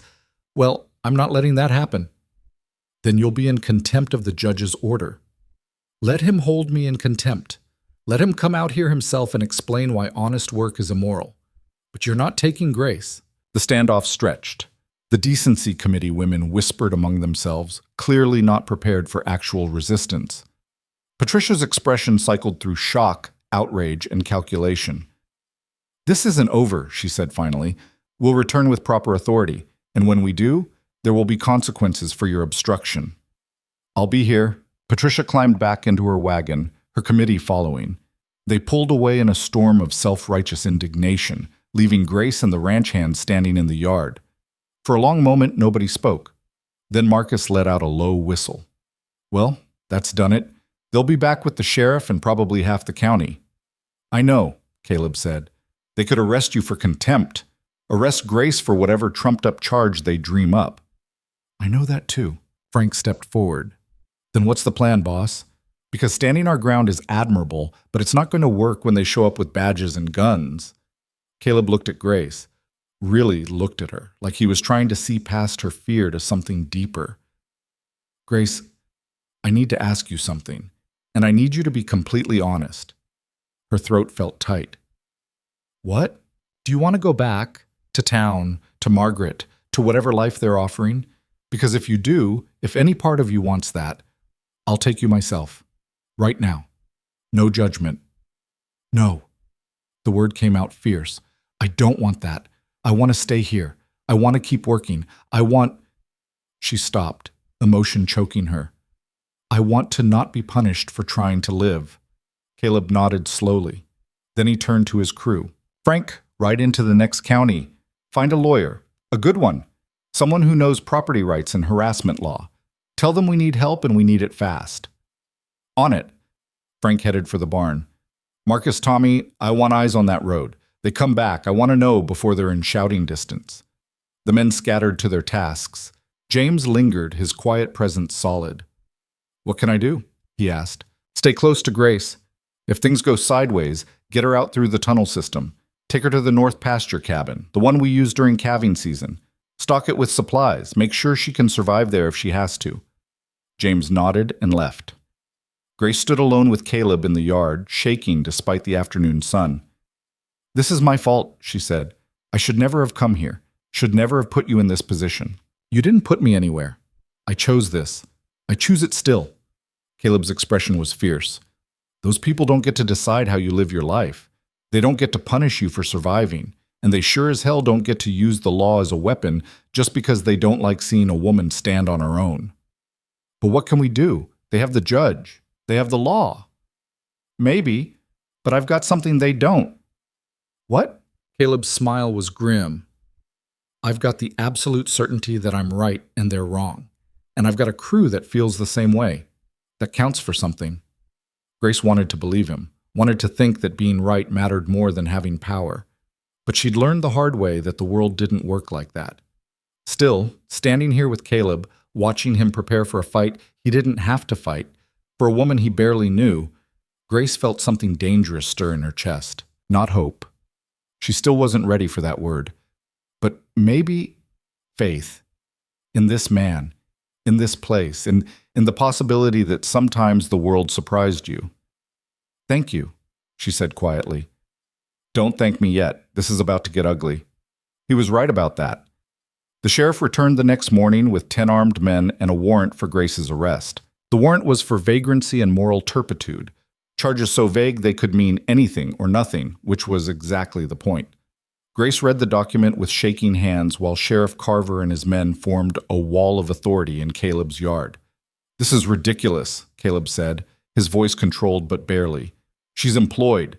She has housing. There's no vagrancy. Employment without proper oversight or moral supervision constitutes an improper arrangement," the sheriff said, reading from his own copy of the warrant.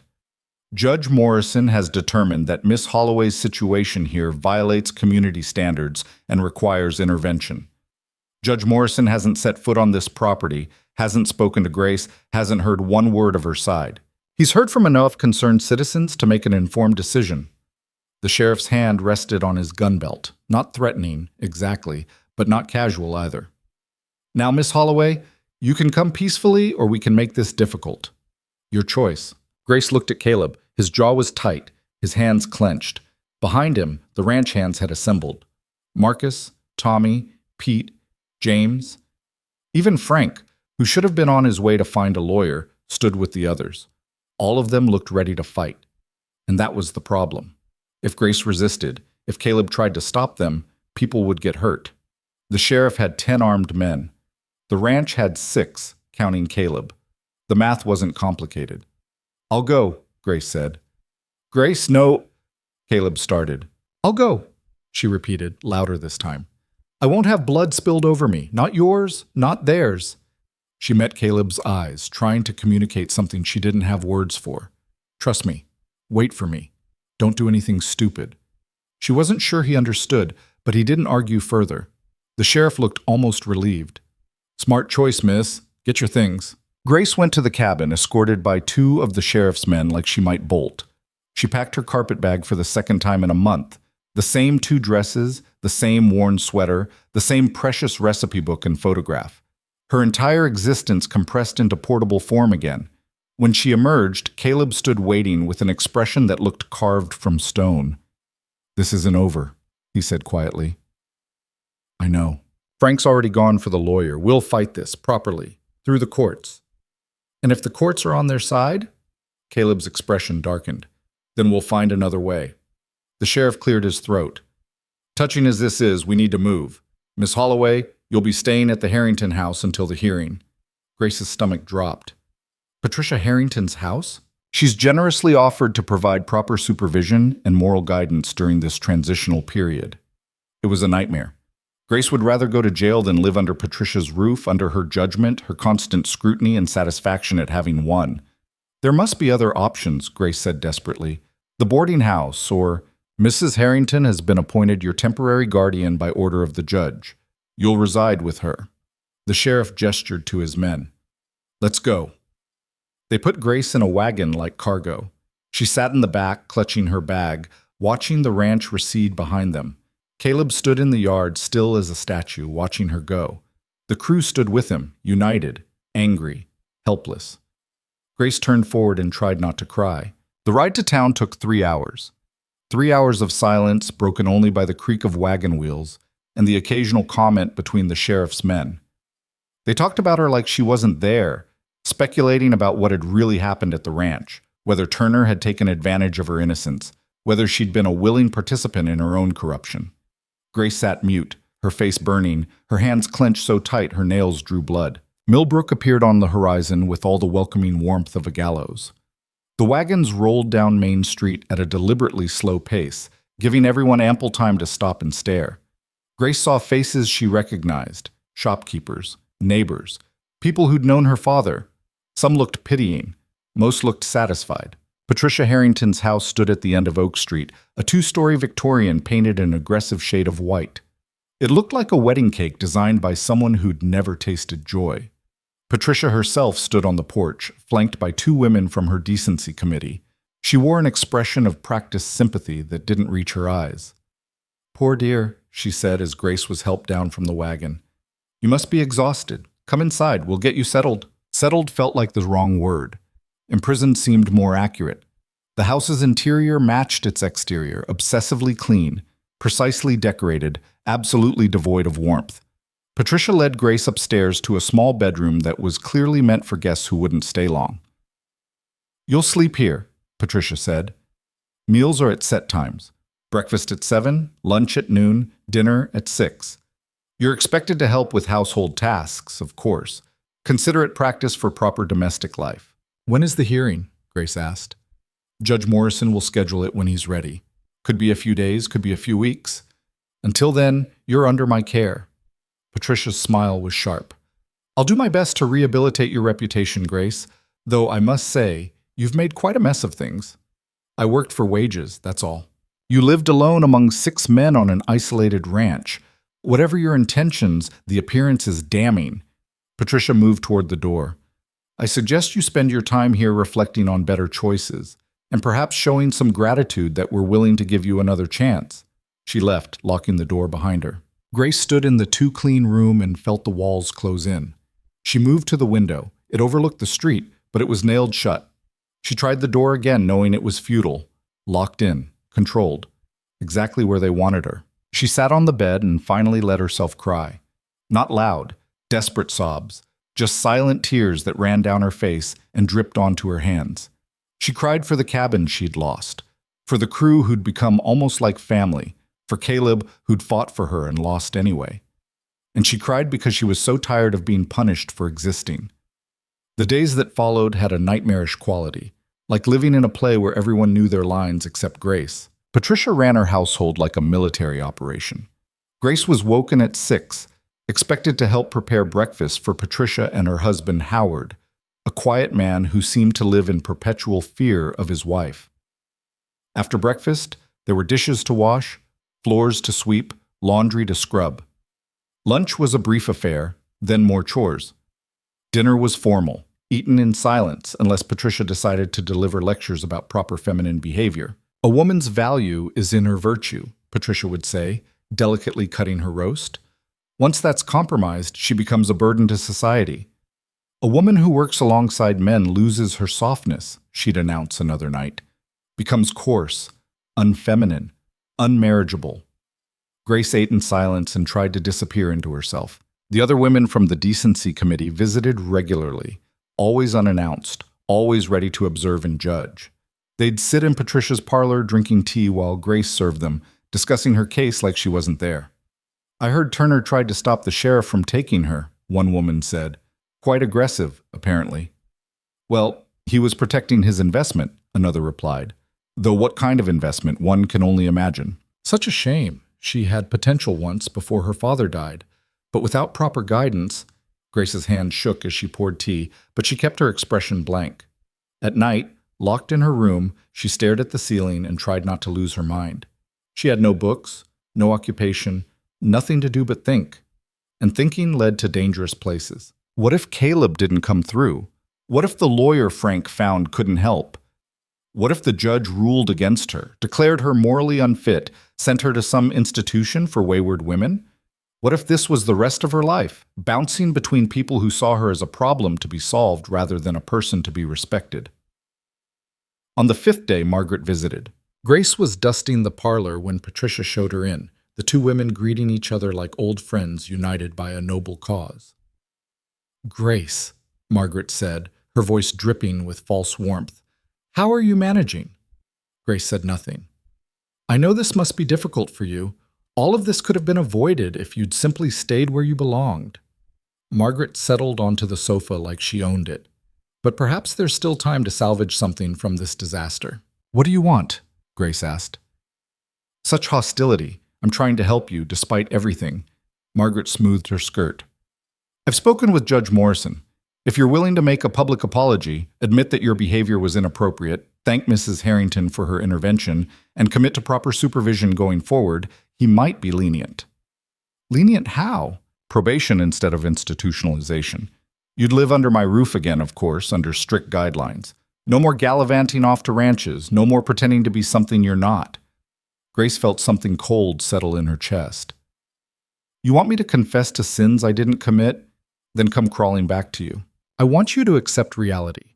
You're not suited for independence, Grace. You never were.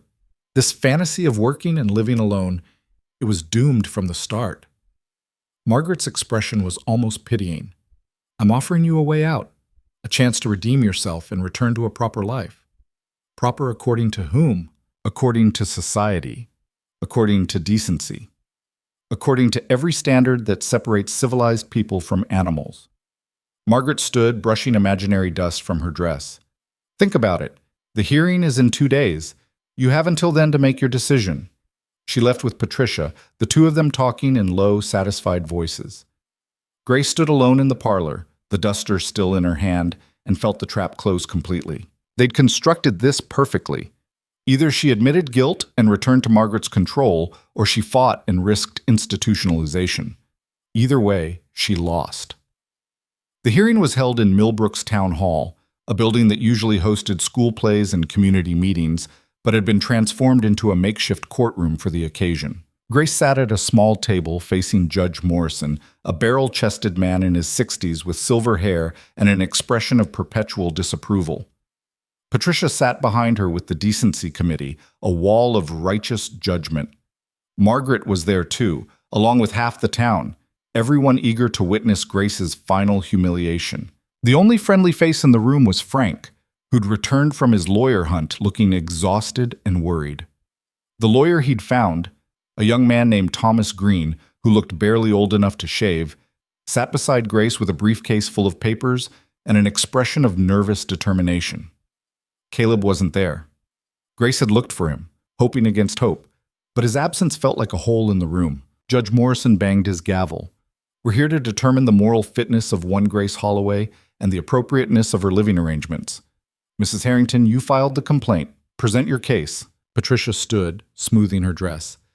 Your Honor, the facts are simple and disturbing. Miss Holloway, a single woman of questionable judgment, has been residing on Caleb Turner's ranch in an arrangement that violates every standard of decent behavior. She lives alone among 6 unmarried men, without proper supervision or chaperone, engaging in what she calls employment, but what any reasonable person would recognize as an invitation to moral corruption. Objection, Thomas Green said, standing quickly. Mrs. Harrington is making assumptions without evidence. Overruled. This is a moral fitness hearing, not a criminal trial. Mrs. Harrington may present her concerns. The judge gestured for Patricia to continue. Thank you, Your Honor. Miss Holloway's own actions demonstrate her unfitness. She was expelled from her previous home for inappropriate behavior. That's a lie, Grace said, half rising from her chair. The judge's gavel came down hard. You will speak when spoken to, Miss Holloway, or you will be removed from this proceeding. Grace sat, her face burning. Patricia continued as if nothing had happened. She then immediately attached herself to Mr. Turner after a single brief interaction, moving onto his property with suspicious haste. The appearance of impropriety is undeniable. Furthermore, her continued insistence that this arrangement is appropriate shows a fundamental lack of moral understanding. I have witnesses who can attest to the nature of Miss Holloway's employment, Thomas Green said. Men who have worked alongside her and can confirm that her behavior has been entirely professional. Men who work for Caleb Turner and thus have obvious bias, Patricia countered. Your Honor, we need impartial testimony from people who understand proper standards of behavior. The judge nodded. Who would you call? Margaret Holloway, Miss Holloway's stepmother. Margaret stood and walked to the front of the room with practiced dignity. She placed her hand on a Bible and swore to tell the truth, then faced the judge. Mrs. Holloway, Patricia said, how would you characterize your stepdaughter's behavior prior to her departure from your home? Difficult, Margaret said. Grace has always been headstrong, unwilling to accept guidance. After her father died, I did my best to provide structure and discipline, but she resisted at every turn. Can you give examples? She refused to attend social functions appropriately, made scenes in public, showed a willful disregard for proper feminine behavior. Margaret's voice dripped with regretful concern. I tried to help her, but she seemed determined to embarrass herself and everyone associated with her. Grace's hands clenched under the table. Every word was a distortion, a lie wrapped in just enough truth to sound plausible. And her departure from your home? Patricia asked. I had hoped the Christmas social would help her see the value of conforming to expectations. Instead, she created a spectacle that reflected poorly on our entire family. I made the difficult decision that she needed to find her own way. I couldn't continue enabling her destructive behavior. So you didn't expel her? She chose to leave? I gave her the opportunity to learn from natural consequences. Yes, it was masterful. Margaret had reframed everything. Grace's expulsion became tough love. Her desperation became rebellion. Her survival became moral failure. Thomas Green stood. Mrs. Holloway, did you provide your stepdaughter with any financial support after she left your home? I couldn't reward inappropriate behavior. So you threw her out with nothing and now criticize her for finding work? Objection, Patricia said. Argumentative. Sustained, the judge said. Mr. Green, stick to questions. Thomas tried several more approaches, but Margaret deflected each one with practiced ease. By the time she returned to her seat, she'd painted Grace as a troubled young woman in need of firm guidance. Patricia called 3 more witnesses, women from the Decency Committee who testified about their inspection of the ranch, the suspicious circumstances, the obvious appearance of impropriety. None of them had any actual evidence of wrongdoing, but they spoke with such conviction that facts seemed almost irrelevant. Finally, it was the defense's turn. Thomas called Frank to testify. The old ranch hand walked to the front, placed his weathered hand on the Bible, and told the truth in simple, direct language. Miss Holloway came to work for us as a cook. She lives in a separate cabin, does her job, and does it well. Never seen her behave inappropriately with anyone. She's respectful, hardworking, and honest as the day is long. Has Mr. Turner ever visited her cabin alone? Patricia asked during cross-examination. Not to my knowledge. But you couldn't say for certain, could you? You're not with her every moment of every day. Frank's jaw tightened. I could say for certain that everyone on that ranch has more integrity than this whole proceeding. The judge's gavel came down. You will answer the questions asked, Mr. Dawson, not offer editorial comments. Thomas called James next, then Pete, then Marcus. Each of them testified to Grace's professionalism, her separate living arrangements, the complete lack of any improper behavior.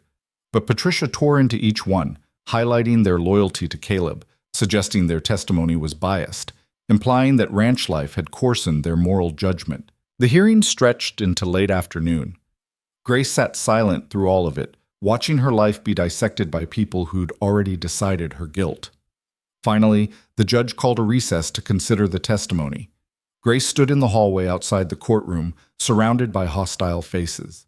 Margaret watched from across the hall with satisfaction.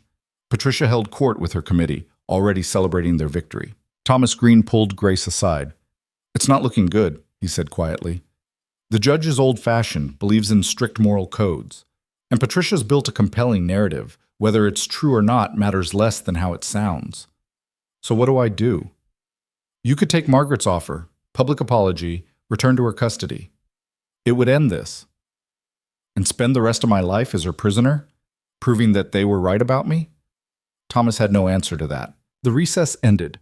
Everyone filed back into the courtroom. Judge Morrison returned to his seat, papers in hand, expression grave. I've considered the testimony presented today, he said, and I find the evidence of moral impropriety to be compelling. Miss Holloway's living arrangement, however she might characterize it, creates an unacceptable appearance of indecency. Her insistence on maintaining this arrangement despite community concern shows a troubling lack of judgment. Grace's chest tightened. This was it. The moment they'd been building toward. She'd be sent to an institution or forced back to Margaret, or... The courtroom doors burst open. Caleb Turner walked in, and he wasn't alone. Behind him came a woman Grace didn't recognize, tall, severe-looking, carrying herself with the kind of authority that made people step aside. She wore a dark dress and carried a leather folder under her arm. Your Honor, Caleb said, his voice cutting through the shocked murmurs. I apologize for the interruption, but there's been a significant development. The judge's face turned purple. Mr. Turner, you cannot simply... This is Catherine Wells, Caleb continued, gesturing to the woman beside him. She's a licensed attorney from the state capitol, and she has information relevant to this hearing. Catherine Wells stepped forward, placed her folder on the judge's bench, and opened it with crisp efficiency.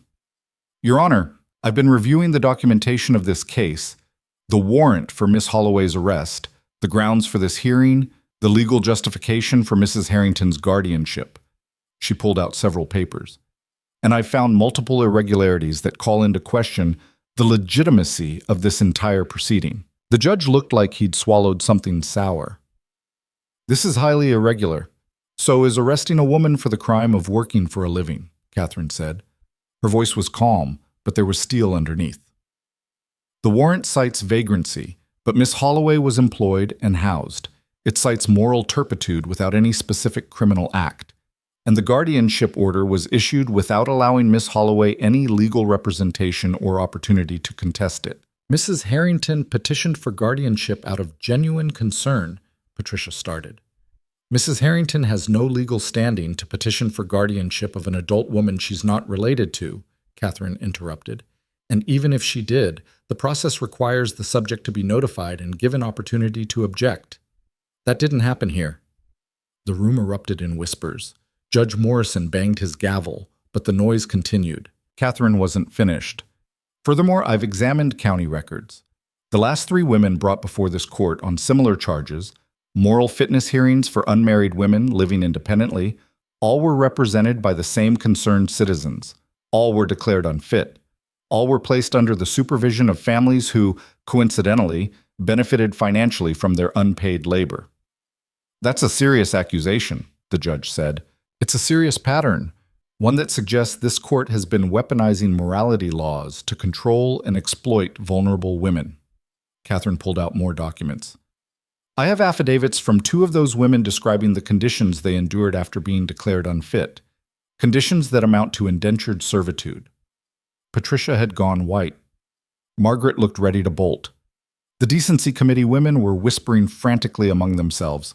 Your Honor, Catherine said, I move that this hearing be dismissed and all charges against Miss Holloway be dropped. The entire proceeding is built on questionable legal grounds and appears to be part of a larger pattern of abuse. The judge sat in silence for a long moment. Grace could see him calculating the political implications, the potential scandal, the question of whether backing down or doubling down was the safer path. Finally, he spoke. This hearing is concluded. The charges against Miss Holloway are dismissed. She is free to return to her employment. He banged his gavel. We're adjourned. For a heartbeat, the room was silent. Then chaos erupted. Patricia was on her feet, protesting loudly. Margaret tried to argue with Catherine Wells, who dismissed her with icy efficiency. The Decency Committee dissolved into confused arguments. The townspeople who'd come to watch Grace's downfall instead witnessed their moral arbiters exposed. Grace sat frozen, unable to process what had just happened. Then Caleb was beside her, his hand on her shoulder, solid and real. You're free, he said quietly. Let's get you out of here. Grace stood on shaking legs and let him guide her through the crowd, through the shouting and accusations and disintegrating righteousness. Catherine Wells followed, creating a path with her mere presence. Outside, the winter air felt sharp and clean after the stifling courtroom. How? Grace managed. How did you... I rode to the Capitol myself when Frank's lawyer proved too green, Caleb said. Found Catherine, explained the situation. She's been fighting cases like this for years, corrupt officials using morality laws to control women. She came immediately. Catherine nodded. I've been looking for a case strong enough to expose this pattern. Yours was perfect, so obviously unjust that even a sympathetic judge couldn't ignore it. But the judge seemed ready to rule against me. He was. Until I showed him that doing so would make him complicit in a scandal that could destroy his career. Catherine's smile was sharp. Sometimes justice needs leverage. Grace felt tears building again, but this time they were different. Not despair. Something else. Something that felt dangerously like hope. Thank you, she said to Catherine. I don't know how to repay. You don't repay it. You live your life. You refuse to let them make you small. Catherine glanced at Caleb. And you hold on to the people who fight for you. Those are rarer than you think. She left to file additional paperwork, leaving Grace and Caleb alone on the steps of the town hall. I thought you weren't coming, Grace said. I was riding day and night to make it in time. Barely did. Caleb looked exhausted, truly exhausted, in a way Grace had never seen him. I wasn't going to let them take you without a fight. Not a real one. Grace didn't have words for what she felt. Gratitude seemed too small. Relief too simple. It was something bigger, something that filled her chest until she could barely breathe. Can we go home? She asked. Caleb smiled, a real smile, rare and transformative. Yeah, we can go home. They left Millbrook behind for the second time, but this time felt different. This time, Grace wasn't fleeing. She was choosing, and she was going back to a place that had fought for her, that had refused to let her be erased. The ranch appeared on the horizon as the sun set, painting everything gold and orange. The crew stood waiting in the yard. They must have ridden ahead after the hearing ended. When they saw Grace, they erupted in cheers and shouts. Marcus grabbed her in a bear hug that lifted her off her feet. Knew you'd beat them. Knew it. The boss did it, Frank said, grinning. Road like hell itself was chasing him. We all did it, Caleb corrected. Crew testified. Grace stayed strong. Catherine brought the law. It took all of us. That night they celebrated with the best meal Grace had ever cooked, using supplies the crew had somehow acquired in her absence, pulling out ingredients she didn't know they had. They ate and laughed and told stories late into the night, the kitchen warm with firelight and relief. And when Grace finally returned to her cabin, she unlocked the door with the key Caleb had given her what felt like a lifetime ago. And she stood in the small space that was truly hers. She'd won. Against impossible odds, against the weight of judgment and power and corruption, she'd won. But Grace knew it wasn't over. The town would remember. Patricia and Margaret would nurse their wounded pride. The fight had been won, but the war wasn't finished. Still, tonight she let herself feel the victory. Let herself believe that sometimes the world surprised you in good ways instead of bad. Tomorrow would bring new challenges. But tonight, she was home. The victory's glow lasted exactly 3 days before reality reasserted itself with cold precision. Grace was preparing breakfast when Caleb came into the kitchen with a telegram in his hand and trouble in his eyes. What is it? She asked, setting down the spatula. County's launching an investigation into me, the ranch, our business practices. He handed her the telegram. They're claiming I violated labor laws by housing an employee without proper documentation. Want to audit our books, inspect the facilities, interview everyone. Grace scanned the official language, her stomach sinking. This is Patricia's doing. Or Margaret's, or both. Doesn't matter who started it. What matters is they're not done fighting. Marcus came in, stomping snow from his boots. Boss, there's a man at the gate. Says he's from the county labor board. Got papers. The inspection took all day. A thin man with wire-rimmed glasses and a permanent expression of disapproval went through every building, every record, every piece of documentation Caleb had. He interviewed each ranch hand separately, asking pointed questions about Grace's employment, her living conditions, whether she was being properly compensated. Room and board is compensation, Caleb explained for the third time. It's a standard arrangement. For male employees, perhaps. For a single woman, it raises questions about exploitation. The inspector made notes in his ledger. Do you have a written contract outlining her duties and compensation? We have an agreement.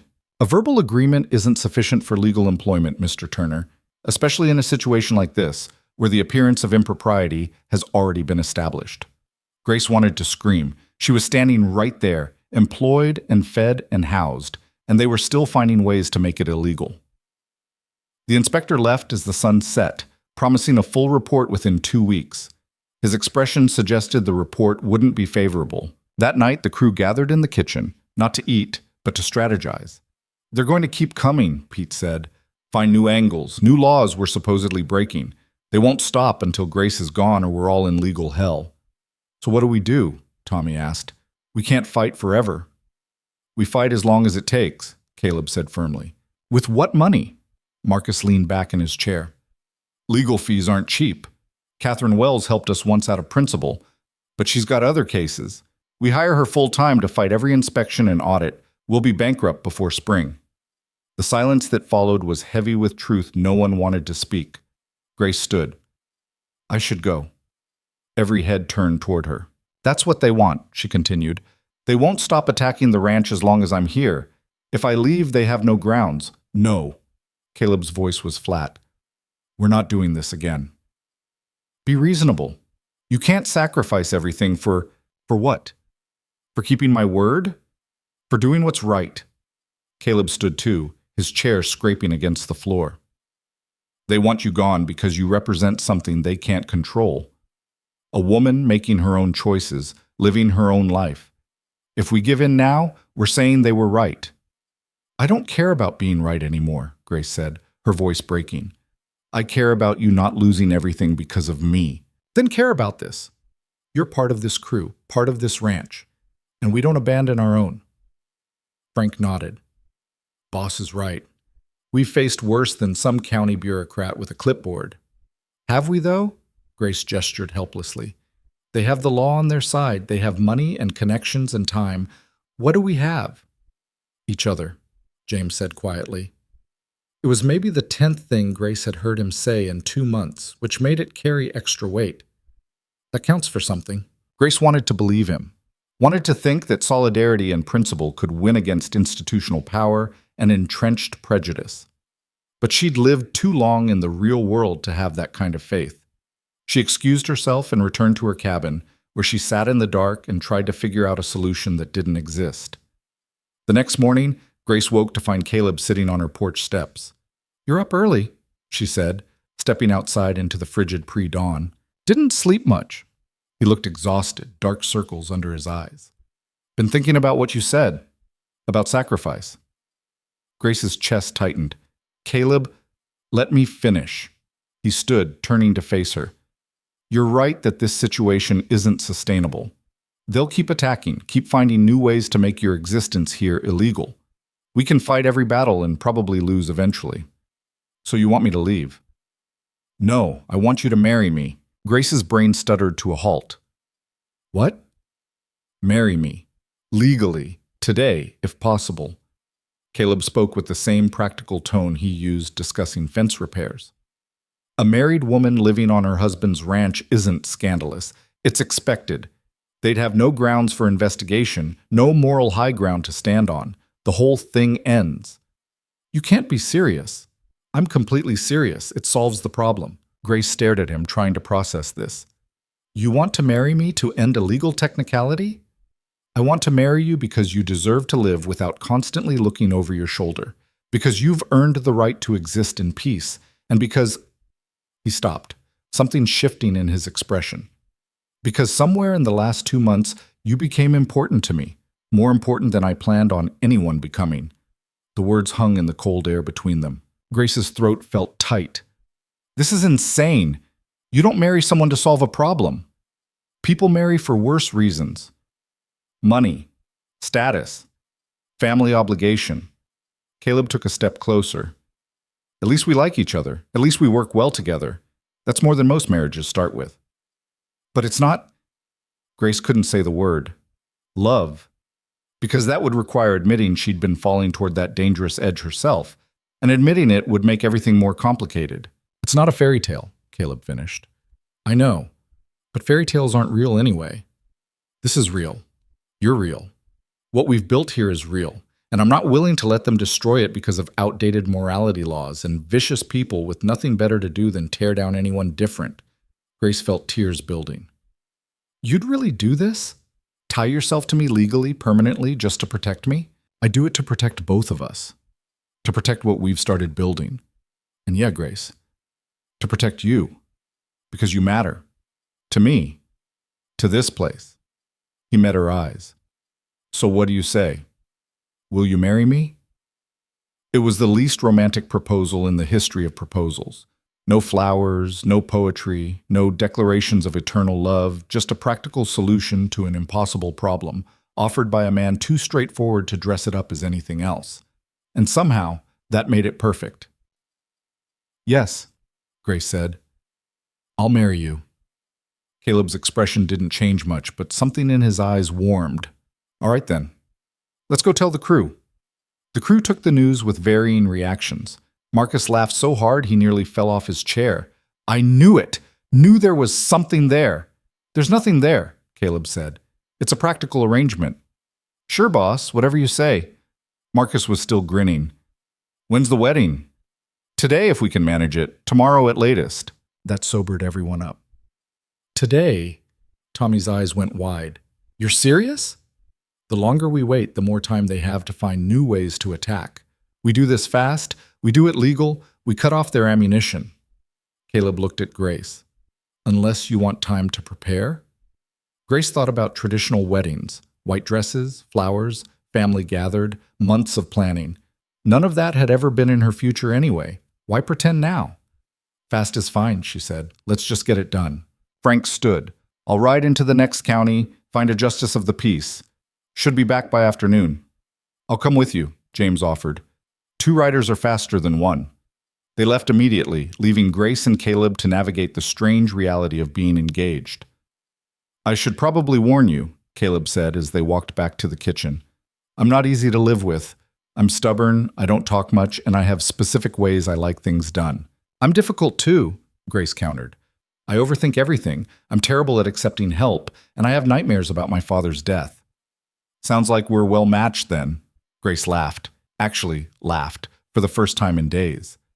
This is the strangest engagement conversation in history. Probably. Caleb held the kitchen door open for her. But at least we're being honest. They spent the day in odd domesticity, doing normal ranch work while waiting for Frank and James to return. Grace cooked.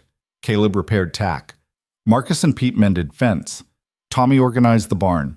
Everything normal except for the knowledge that by sunset, everything would change. Frank and James returned mid-afternoon with a justice of the peace, a cheerful woman named Ruth Henderson who looked delighted by the whole situation. A ranch wedding, she exclaimed, climbing down from the wagon. How wonderful! I do so love weddings that aren't about impressing people. She was in her 60s, round and warm, with laugh lines around her eyes and a no-nonsense attitude Grace immediately appreciated. We'll need witnesses, Ruth said, pulling out her official documentation. 2 minimum. We've got 5, Caleb said, gesturing to the crew. Perfect. Now do you have rings? Grace and Caleb looked at each other. In all the practical planning, they'd forgotten the symbols. I've got something, Marcus said, disappearing into the bunkhouse. He returned with a small wooden box. My grandmother's wedding ring. She left it to me before she died. Said to give it to someone who deserved it. He held it out to Caleb. I think Grace qualifies. The ring was simple gold, worn smooth with age. It fit Grace's finger perfectly.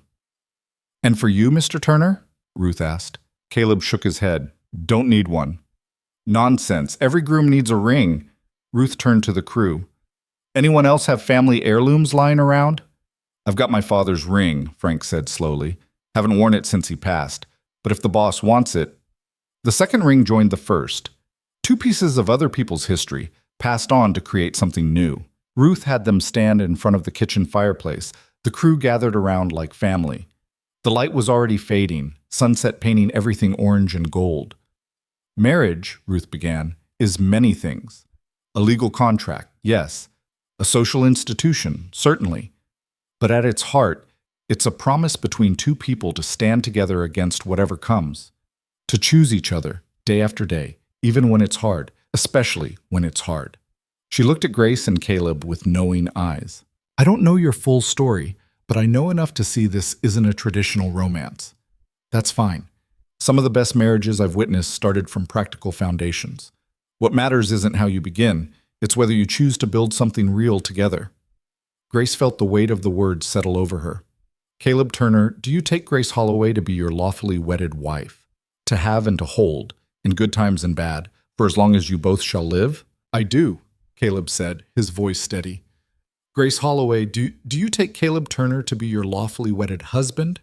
To have and to hold, in good times and bad, for as long as you both shall live? Grace looked at the man beside her, the one who'd defended her cookies when everyone else mocked them, who'd given her work when she had nothing, who'd fought the entire town to protect her right to exist, who was now offering her his name, his protection, his partnership. I do, she said. Then by the power vested in me by the state, I pronounce you husband and wife. You may kiss if you'd like, or shake hands, or just stand there awkwardly. I've seen all 3. Caleb leaned down and kissed Grace's forehead. Brief, chaste, but somehow more intimate than a passionate kiss would have been. The crew erupted in cheers and applause. Grace Holloway, now Grace Turner, stood in a ranch kitchen wearing her everyday dress, surrounded by cowboys who'd become family, legally married to a man she'd known for 8 weeks. It should have felt wrong, rushed, fake. Instead, it felt like the first truly right thing that had happened in years. Ruth stayed for dinner, regaling them with stories of other unusual weddings she'd officiated. The crew contributed stories of their own: Tommy's cousin, who'd married during a thunderstorm; Pete's sister, who'd married in a barn because the church burned down; Frank's own wedding 40 years ago that had been crashed by a loose bull. To Grace and Caleb, Marcus raised his glass, filled with whiskey someone had produced from somewhere. May your marriage be less eventful than your courtship. Unlikely, Caleb said dryly, but he was smiling. They ate and drank and laughed late into the night. And when it was finally over, when Ruth had been sent off with payment and thanks, when the crew had stumbled to the bunkhouse singing off-key songs, Grace and Caleb stood alone in the kitchen. So, Grace said, what now? Now you keep your cabin, and I keep the main house, Caleb said. Nothing has to change except the legal paperwork. Grace felt a weird mix of relief and disappointment. You're sure? Grace, I married you to give you protection and peace, not to pressure you into anything you're not ready for. Caleb's expression was serious. We'll figure out the rest as we go. No rush. He walked her to her cabin through the tunnel system, both of them quiet. At her door, he paused. Thank you, he said, for trusting me enough to do this. Thank you for giving me a reason to trust. Caleb nodded and headed back through the tunnel. Grace entered her cabin, still hers, still separate, and sat on the bed, staring at the gold ring on her finger. She was married. Legally, officially married to Caleb Turner. It felt surreal. But it also felt safe in a way nothing had felt safe in years. Grace fell asleep still wearing her clothes, too exhausted to process everything that had happened. The next morning, Caleb rode into town with their marriage certificate and filed it officially. By noon, the news had spread through Millbrook like wildfire. Grace heard about the reaction secondhand from Mr. Chen, who made a special delivery to the ranch. Patricia Harrington fainted, he reported with barely concealed glee. Just straight up collapsed when she heard. Had to be revived with smelling salts. And Margaret? Grace asked. Turned purple, started ranting about manipulation and entrapment. But there's nothing she can do. You're legally married to a property-owning man of good standing. The whole moral crusade just evaporated. The county investigation was quietly dropped. The labor board inspector sent a terse note saying no further action was required. Patricia's decency committee disbanded within a week, its members suddenly finding other causes to champion. Grace Turner, and she had to get used to that name, was no longer a problem to be solved. She was a rancher's wife, which made her respectable by default. The irony wasn't lost on her. So we won, she said to Caleb one evening as they worked together in the kitchen, him repairing a chair leg, her kneading bread. We survived, he corrected. That's different than winning. How? Winning implies defeating something. We didn't defeat the system that went after you, we just found a loophole. The system's still there, still dangerous for the next woman who doesn't fit their mold. Grace thought about that. Catherine Wells said something similar, that my case was important because it exposed the pattern, not because it solved the problem. She's right, change is slow, we took one step. There's 1,000 more to take. They worked in companionable silence for a while. This had become their routine, evenings in the kitchen, working on separate tasks, but together. Grace found she liked it. Liked his steady presence, his quiet competence, the way he didn't need to fill silence with empty words. Can I ask you something? She said eventually. Always. Why did you really marry me? And don't say it was just practical. There were other solutions. You could have fought the investigations, could have hired me under different terms, could have done a dozen things that didn't involve legal commitment. Caleb set down his tools and looked at her directly. Because watching them try to destroy you made me angrier than I've been in years. Because you cook with joy even when you're scared.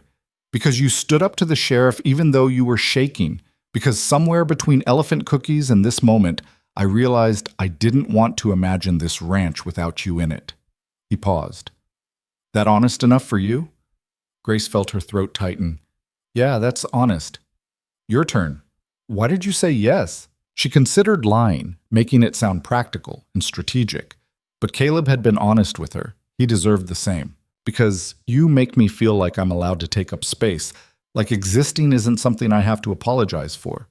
Because you're kind without making kindness feel like charity. Because you fight for things that matter and don't care what people think. Grace met his eyes. And because when you asked me to marry you, it was the first time in my life someone chose me. Not because they had to, not because they pitied me, but because they wanted to. Something shifted in Caleb's expression. He stood, crossed to where she was working, and gently took the dough from her hands. I'm going to kiss you now, he said. Properly this time, if that's all right. That's all right, Grace whispered. The kiss was nothing like the chaste forehead brush from their wedding. It was deep and real, and full of everything they'd been dancing around for months.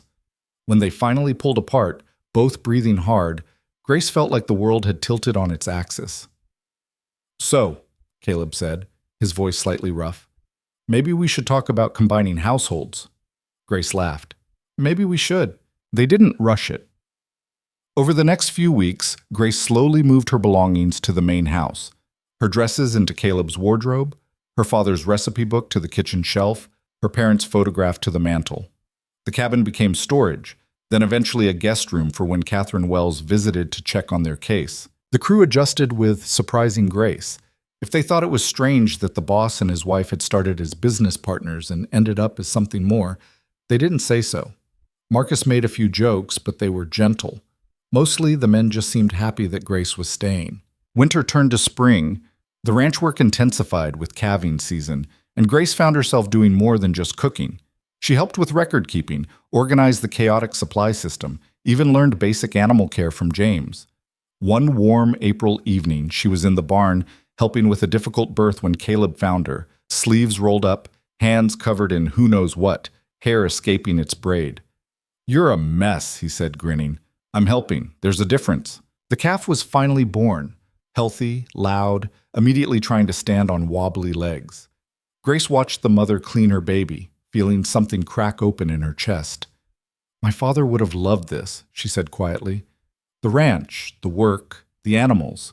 He always wanted space and land, but we could never afford it. Caleb moved beside her. Tell me about him. So Grace did. She talked about her father's gentle hands and terrible jokes, about how he'd taught her to bake and to find joy in small things, about the accident that took him too soon, the grief that followed, the slow erosion of everything he'd built. He would have liked you, she said finally, would have appreciated your straightforwardness, your integrity. I wish I could have met him. Me too. They stood in the barn as the sun set, watching new life find its feet, and Grace realized she was happy. Not the desperate, fragile happiness that comes from momentary relief, but the deep, steady happiness that comes from building something real. Summer brought Tommy's wedding to the girl he'd been courting. The whole crew attended, and for the first time Grace saw herself through others' eyes, not as the scandal or the problem, but as the rancher's wife. Respectable, settled, safe. It felt strange. Good strange, but strange. At the reception, an older woman approached Grace. I remember you, she said, from the Christmas social, when they mocked your cookies. Grace tensed. I remember it too. I didn't say anything that night. Should have. Wanted to tell you. The woman paused. My daughter left an abusive marriage last year. Had nowhere to go, no skills, everyone telling her she should go back and try harder. I told her about you, about how you survived when everyone said you couldn't. She got work as a seamstress, got her own room. She's making it. The woman pressed Grace's hand. You don't know how many of us were watching, how many women saw you refuse to disappear and thought maybe we could refuse too. Thank you for that. She left before Grace could respond. Later, Grace told Caleb about the encounter. I didn't do anything special, she said. I just survived. Sometimes that's the most radical thing you can do. Survive when the world wants you gone. That night, lying in bed beside her husband, and he was truly her husband now, in every sense, Grace thought about that woman's daughter, about all the women who might be watching, might be finding courage in someone else's refusal to be erased. She hadn't set out to be an example, hadn't wanted to be anyone's inspiration. She just wanted to live, But maybe that was enough. Maybe living authentically, refusing to be diminished, building something real despite opposition. Maybe that mattered more than she'd thought. By fall, the ranch had expanded. They'd hired 2 more hands and brought in a herd of sheep to diversify. Grace had started teaching basic reading and writing to some of the crew members in the evenings, men who'd never had the opportunity to learn. Catherine Wells visited in October with news. Judge Morrison resigned. Turns out the investigation into his use of morality laws revealed a lot of questionable decisions. Patricia Harrington's husband is facing fraud charges. Apparently he was embezzling from several estates he managed, including using guardianship orders to access funds. And Margaret Holloway sold her house and moved to the city. What about the women they hurt? Grace asked. The ones before me? We're working on that. 2 have filed civil suits. It's not perfect. The system's still broken in a lot of ways, but your case opened doors, made it possible to challenge things that seemed unchangeable. After Catherine left, Caleb found Grace standing on the porch, staring out at the land. You all right? He asked. Just thinking about how different my life could have been if you hadn't taken those cookies at the social. If I hadn't, someone else would have eventually. You were always going to survive, Grace. That's who you are. She leaned into him. I don't know about that. I think I needed you, needed this place, needed proof that kindness still existed. And now? Now I want to pay it forward. Grace turned to face him. That cabin, my old cabin, what if we used it for women who need what I needed? A safe place, fair work, a chance to rebuild. Caleb considered this. You're talking about creating a refuge. I'm talking about making sure the next woman who escapes Margaret or Patricia or whoever else has somewhere to go. Someone to believe in her. Grace's voice strengthened. We have the space. We have the work. We could help. It would be complicated, expensive, potentially controversial. I know, Caleb smiled. When do we start? They started with one woman, a widow from town who'd lost her home when her husband's debts came due. She was older than Grace, harder around the edges, but grateful for the work and the space. She took the cabin and the cooking job while Grace transitioned to managing the household accounts and the growing refuge project. Then came another woman, then 2 more. By winter, they'd converted the old barn into proper housing and were employing 6 women in various capacities, cooking, sewing, helping with ranch work, teaching children. The town talked, of course, called it irregular, questioned the morality, but the accusations had no teeth anymore. Grace Turner was respectable. Her husband was successful, and what they did on their own land was their business. On their first anniversary, Caleb gave Grace a present, a new cookie cutter set. Elephants, yes, but also horses and cows and sheep, ranch animals. Thought you might want to start a new tradition, he said. Grace laughed and cried at the same time. I love them. That evening, she made cookies with the women from the refuge. They shaped dough and told stories and laughed, finding joy in small things, just like Grace's father had taught her. Later, when everyone had gone to bed and the house was quiet, Grace and Caleb sat together in the kitchen. She had a new recipe book now, one she was filling with her own recipes, her own discoveries, her own legacy. Do you ever regret it? Grace asked. Marrying me on a whim to solve a problem? Caleb pulled her closer. Best whim I ever had. You? No regrets.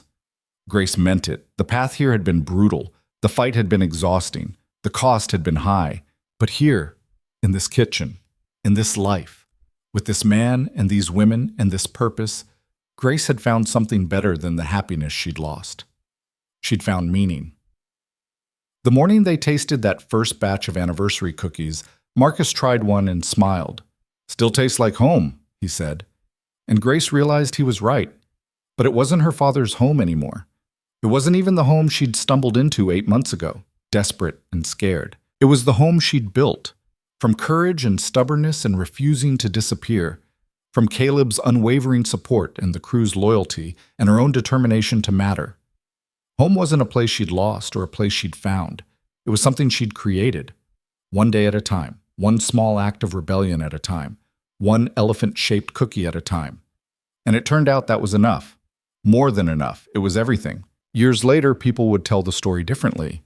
They'd say, Grace Turner had always been strong, had always known what she was doing, had orchestrated her own rescue with clever strategy. That wasn't true. Grace had been terrified, had made mistakes, had nearly given up a dozen times, but she'd survived. And in surviving, she'd learned something crucial, that strength wasn't about never being afraid or never falling down. It was about getting back up, about choosing to keep going even when the world gave you every reason to quit. The refuge grew, the ranch prospered. The women who came through learned what Grace had learned, that they deserved space, deserved respect, deserved to exist without apology. Some stayed, some moved on to build lives elsewhere. All of them carried forward the same message Grace's father had given her years ago in a different kitchen, shaping different cookies. The world tries to make us small, but remembering joy, creating joy, protecting joy, sharing joy, that's how we fight back. Grace Turner, formerly Holloway, daughter of a gentleman and survivor of cruelty, stood in her kitchen on a random Tuesday morning making elephant cookies with women who'd found their way to her door. And she understood, finally, what home really meant. Not walls or land or legal documents, but the choice to stand up, to take up space, to refuse to disappear, and to help others do the same. That was the legacy. That was the rebellion. That was the victory that mattered. Everything else was just details.